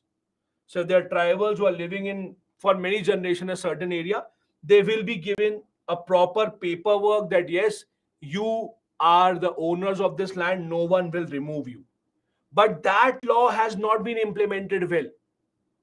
The problem in India is never the lack of laws. The problem in India is always that the laws are not properly implemented. Lack of implementation of this law has resulted in tribals getting even more angry with the government. If the government implement these laws in a proper manner, they would even be able to convince people to join the side of the government. Swati, dwellers means who live in a certain area. Like if I ask you, where do you dwell? Where do you dwell means where do you live? So your address will be the answer to where do you dwell. So dwellers means those who live. Then, as we discussed, illegal mining is a basic way, is the most prominent way in which these Naxals get the money. So ensure that illegal mining is stopped. Ensure that anyone who is engaging in illegal mining, those who are helping the Naxals in to sell the minerals in the market, that should be stopped. And they suggested having specialized government agency like BRO in place of contractors. Very, very, very important. See, the problem in the Naxal areas, it's a vicious circle. Understand this. The tribals say that government is discriminating against us. We don't have any roads. The government has not built any hospital in our area. The government has not built any school. They don't like us. Government says that when we send someone to build roads and hospital, then you attack that person. So no one wants to come in your area. It's a vicious circle. Who came first? Who came later on? The the people living in the tribal areas say no. Government is not sending anyone because they don't want our development. Government has not set up any telecom towers. Government doesn't want our children to go to school. Government has not built any roads. Government says that whenever the contractor goes, you start attacking them. So how will the contractor go? The idea that they have given the second ARC is rather than asking the contractors to build infrastructure or roads in these areas, have specialist government organization like the BRO. BRO is Border Road Organization, not bro. Border Road Organization. So basically, Border Road Organization is one of the most successful organizations of the government. As the name suggests, it builds infrastructure in our border areas. The reason why we have been able to build so many roads and so many of these highways, the reason why you can dream of buying a Royal Enfield and going on a trip to Ladakh is because of them. If they would not have made those roads, your dream of having a Royal Enfield bike and going to Ladakh, it all would have gone down the drain. It is because of them that you can take that dream and then never go after taking the dream. It is because of your bro. So basically, they build the roads in very dangerous areas. So they know a threat. They know how to deal with the threat and along with that do their work properly. So why not utilize their service only in these difficult areas rather than depending on the contractors having BRO etc. to come in and help them out. That is again a suggestion from the side of the government. Then they also suggested, the second ARC, some recommendations on how to resolve water disputes in India. Now, India unfortunately has a lot of water disputes because we don't have enough water. As simple as that. India doesn't have enough fresh water. Our population is increasing. We require more water, but we don't have enough sources. There is always a fight between different states when it comes to water. The Kaveri water issue, long-standing dispute, Karnataka, Tamil Nadu are involved. Look at the Satluj Yamuna Canal issue, Punjab, Haryana, they are involved. Look at Godavari, look at Mahanadi. All these are issues that are still pending in different states in India because, again, the simple issue is we don't have enough water and we have a lot of demand for water. How do we solve these issues? That is a recommendation that they have given. First, be more proactive in interstate water dispute, meaning that the government of India should take up all the issues rather than waiting for the states to start complaining. Be more proactive rather than actually thinking that, oh, let's see if our issue comes up, we will try to solve. No, be more proactive. Let's make a list of all those rivers that go from one state to the other, and then try and see if there's an issue that needs to be resolved.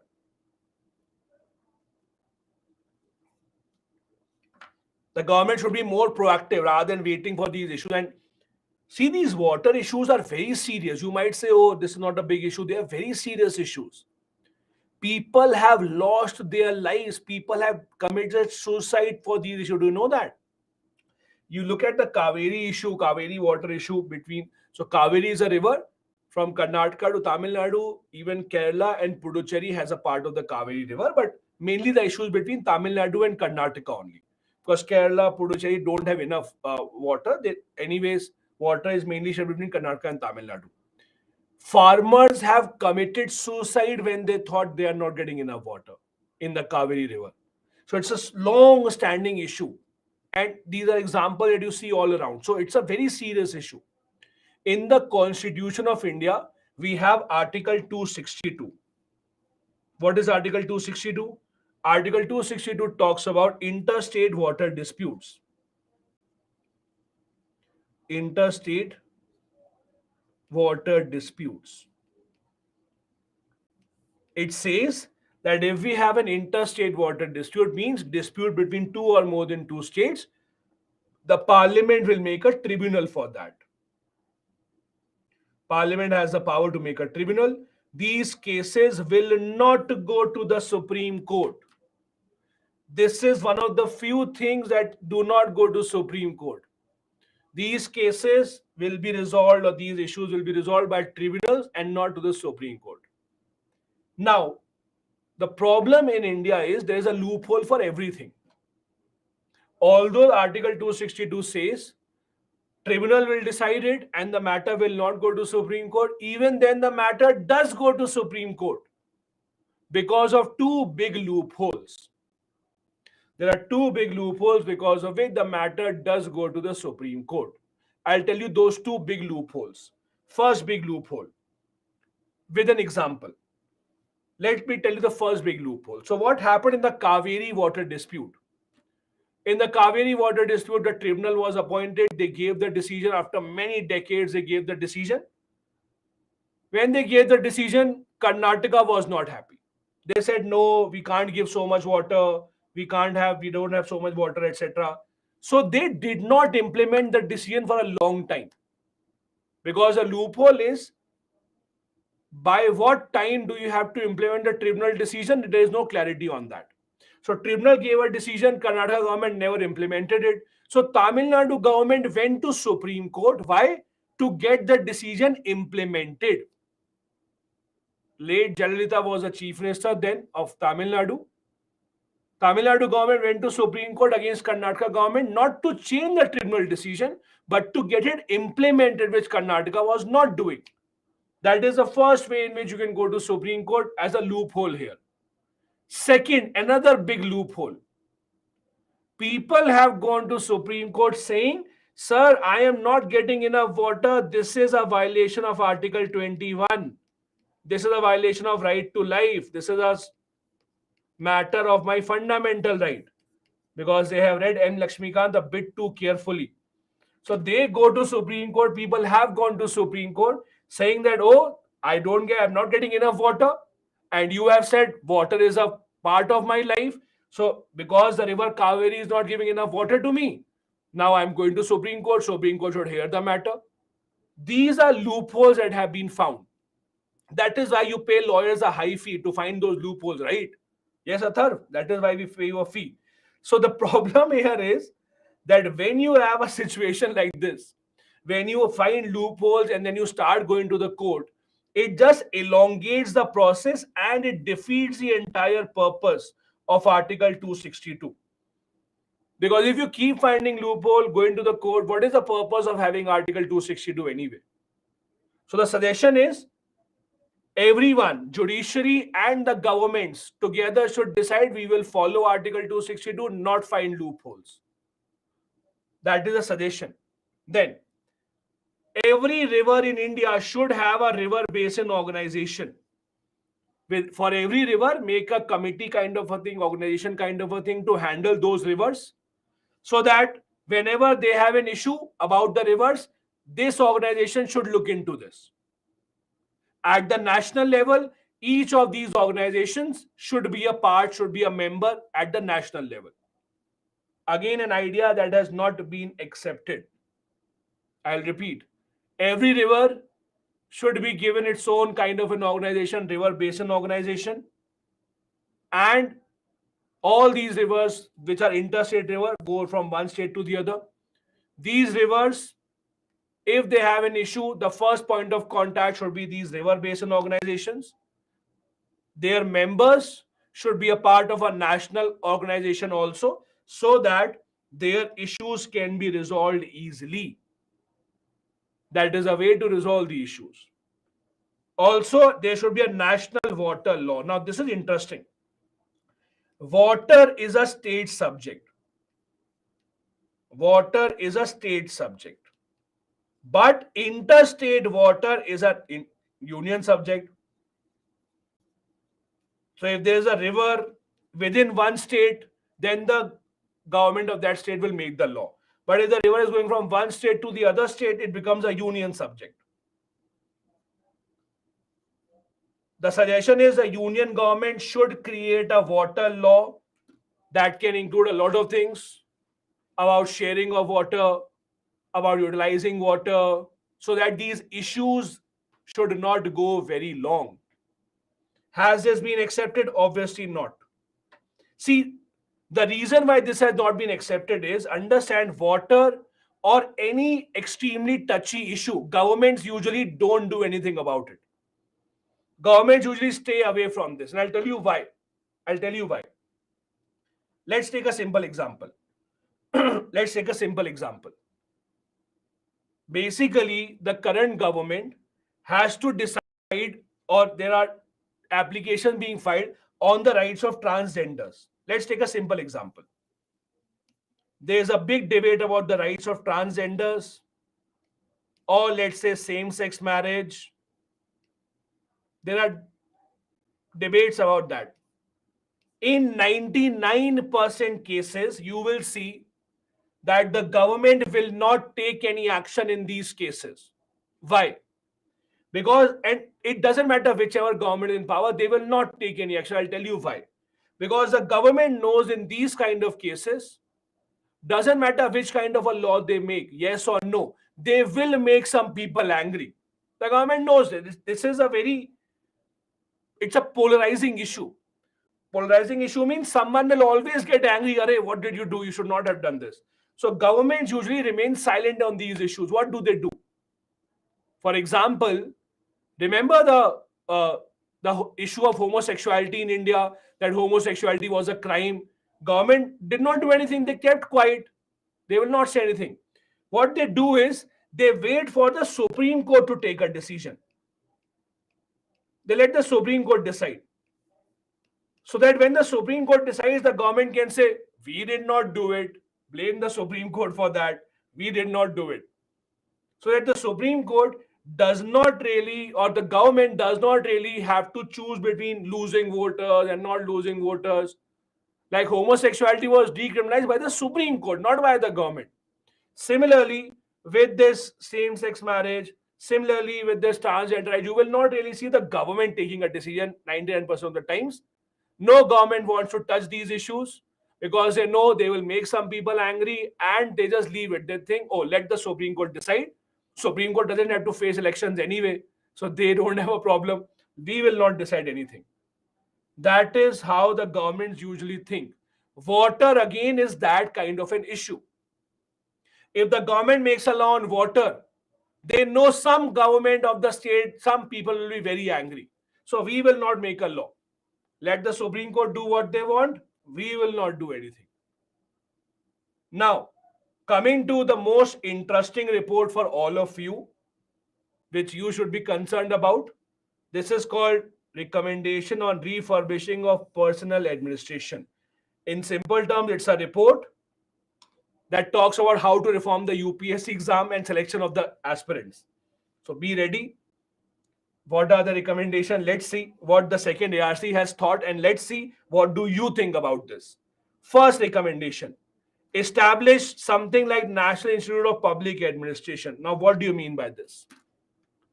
Let's say you are in class 12th, 11th, and you already decided that I want to become an IAS officer. At least I want to prepare to become an IAS officer, right? So today, what do?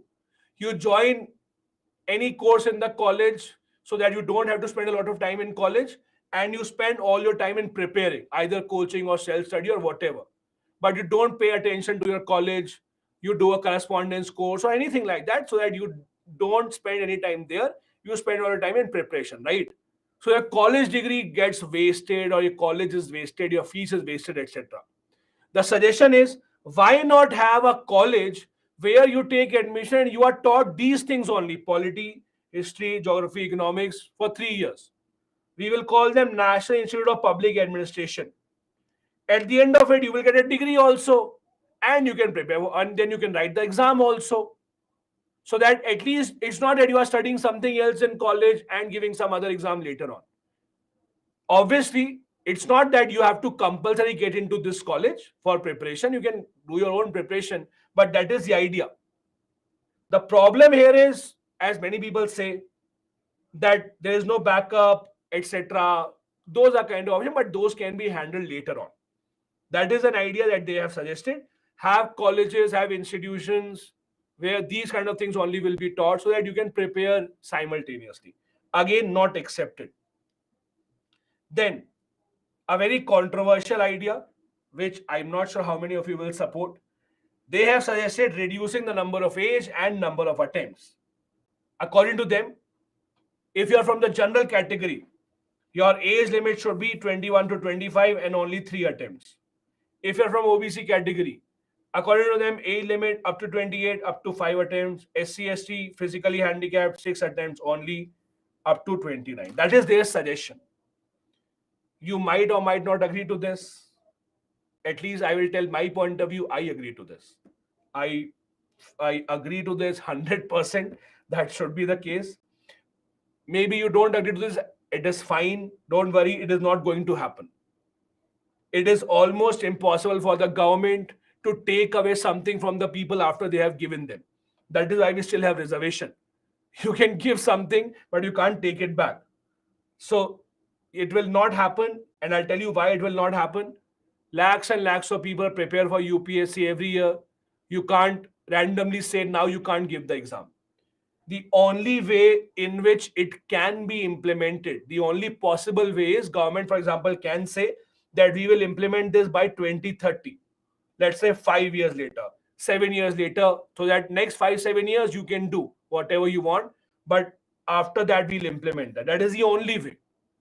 Otherwise, government cannot do that randomly. Don't worry, it will not happen. Now, coming to the point of why I agree to it. Why I agree to it, I'll tell you why. I tell every one of my students, UPSC is not your life. UPSC is a part of your life. I don't advise anyone to give 6 attempts of UPSC. I advise everyone, when you start preparing, make up your mind how many attempts you want to give depending upon your situation. 2, maximum 3. But if you are from that category that no, I have to become an IAS no matter what, I'll keep giving attempt, good on you, you do it. But my suggestion, I'd never tell anyone give more than 2, 3 attempts, because I'll tell you why. You are losing out on the most precious years of your life. When you are in your 20s, you are at the best stage of your life. You can learn a lot of new things, any new skill you can develop. You have a lot of things that you can actually do. You can switch your sides, anything. By the time, let's say you are 32, in the general category I'm talking about, let's say by the time you are 32, and God forbid you still don't clear the exam, then when you have to change your field, you can still change your field, but then you will be much, I would say, much farther as compared to people of your age. You spend your entire 20s just preparing for this exam, working extremely hard. Now, when you join something at the age of 32, you will have a lot of responsibility on you. You will not be able to take a lot of risk. You will join at a lesser salary as compared to most of the people of your same age. So switching then becomes very difficult. I'm not saying people don't do that, people jump to good places, all that is fine. There are always exceptions. People go for MBA, etc. People have a backup option, etc. All is fine. But I do not think any exam in the world deserves to take up more than 3 years of your life. Your life is too precious to just keep on reading the same thing time and time and time and time again. My suggestion to everyone has always been, no matter you are my student or not, please give yourself a time limit that this is the time that I will give to myself. Clear the exam, great. If I don't clear the exam, to hell with the exam, I'll do something else. Because when you are in your 20s, you can do a lot of great things. You can jump to any sector, you will do very well. I had a student, a girl student, I think 4 years back. She gave a couple of attempts. She was planning to give the third. I told her, please don't give the third attempt. She prepared for CAT. She joined IIM Indore, passed out of IIM Indore. I mean, great. She has a great job right now. Very happy with her life. No issues at all. So this is why I support this. Again, you might not support this because you are in that stage of preparation. I'm sure you may not support this. Maybe after you're done with preparation, you will also be enlightened like the Gautam Buddha, and then you will support it. So again, it depends upon you. But don't worry, government is not doing this right now. It will not happen. So you don't have to worry about that. Then another issue or another suggestion that they gave, maybe have the prelims and mains exam together. Why? See, the problem, or I won't say the problem, but the unique part of UPSC exam today, which is not something that you see in other exams, is it has an entire 1 year cycle. Let's say you give the prelims in May, then in September you have the mains exam, then Jan, Feb you get the interviews. Final result, by the time it comes in, it will be again April or May for the final result. So it's an entire year cycle. Now imagine a guy who gave the exam here, wrote the mains, gave the interview. On the day of the result, he finds out he is not selected. So you start the entire cycle once again from here. It's an entire 1 year cycle. That is a problem. Look at other exams, banking, CAT, SSC, any exam that you think of, they don't have a 1 year cycle. It takes a lot of time, and that becomes a big problem. So the suggestion is, maybe let's have prelims and mains exam together. How? See, what you study in the prelims, most of those are the things that you have to study in mains. There are some extra subjects, optional, IR, world history, ethics, etc. But 80%, more than 80% is the common part, right? So why not have prelims and mains together? After 4 months, have the interview and then the result. So you can cut down the cycle to 6, 7 months rather than 12 months. That is a suggestion. But the problem is you can't implement it. I'll tell you why. Right now, how many people qualify in the mains exam? About 14, 15,000. So 14, 15,000 students, their copies are checked by UPSC. You can't have lakhs of people writing the paper because you can't check their answers. That is not the infrastructure that UPSC has. So number one, you can't have all the people give the mains exam. That is not possible. Other way in which it can work is, only way is, maybe you can have an online prelims exam. Why? See, when you give an online exam like banking, when you end the paper, right then on the screen you get the score. And your heart is either broken or you are very happy. But you get the score right then and there. So if UPSC exam, for example, let's say in the prelims becomes online, you will get the result right then there. Next day, UPSC can tell you you are passed or not passed. After 10 days, have the mains exam. That is one suggestion. But again, doing the exam online also is not that easy. It's not like a banking exam where you can have different set of questions. The questions have to be the same, infrastructure has to be arranged. So it's a difficult thing. So it is not going to happen. Again, don't worry. None of these suggestions are happening right now, at least in your timeline of preparation. So you don't have to worry about that. That's a suggestion that they have given.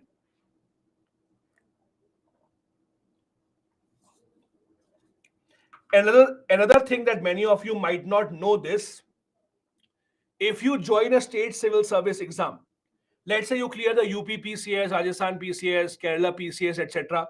you become a PCS officer. As per the rules, if you're a PCS officer, after you complete 10 years, you can transfer or you can be promoted to IAS level. That is the rule. You complete 10 years in the PCS. After 10 years, you can apply to UPSC internally. They will just take an interview and then they can transfer you to the IAS level. That is a rule. But that rule is not followed. There are PCS officers who have worked in the PCS for 15 years, 20 years, but they don't get a chance to get transition to IAS level. Many of them have even gone to high courts, but nothing has happened. The suggestion is the rule should be followed properly. People who are working at the state level, they should be able to transition. Now, why does it not happen? Why is the rule not followed? See, the IAS lobby is very, very, very powerful. People who are IAS officers are very, very powerful. They have a very closed group, for example. They don't want an outsider coming in and becoming an IAS because they think this is their tag. You can't share a tag with everyone. So they make it very difficult for any outsider to come in. They don't want outsiders coming in and taking these positions. So it is usually the IAS officers that don't encourage the government, or they basically create roadblocks to have this transition. The suggestion is that it should happen in order to make it more diverse for the people who come in the IAS. We have a couple of more reports to go, but I will end it here for today. I don't want to rush into it. From here, we will be discussing tomorrow. We'll have just a couple of more reports to go. In the last 5 minutes, I'll be happy to take your questions. Let me know your questions. From here, we'll begin tomorrow. Okay?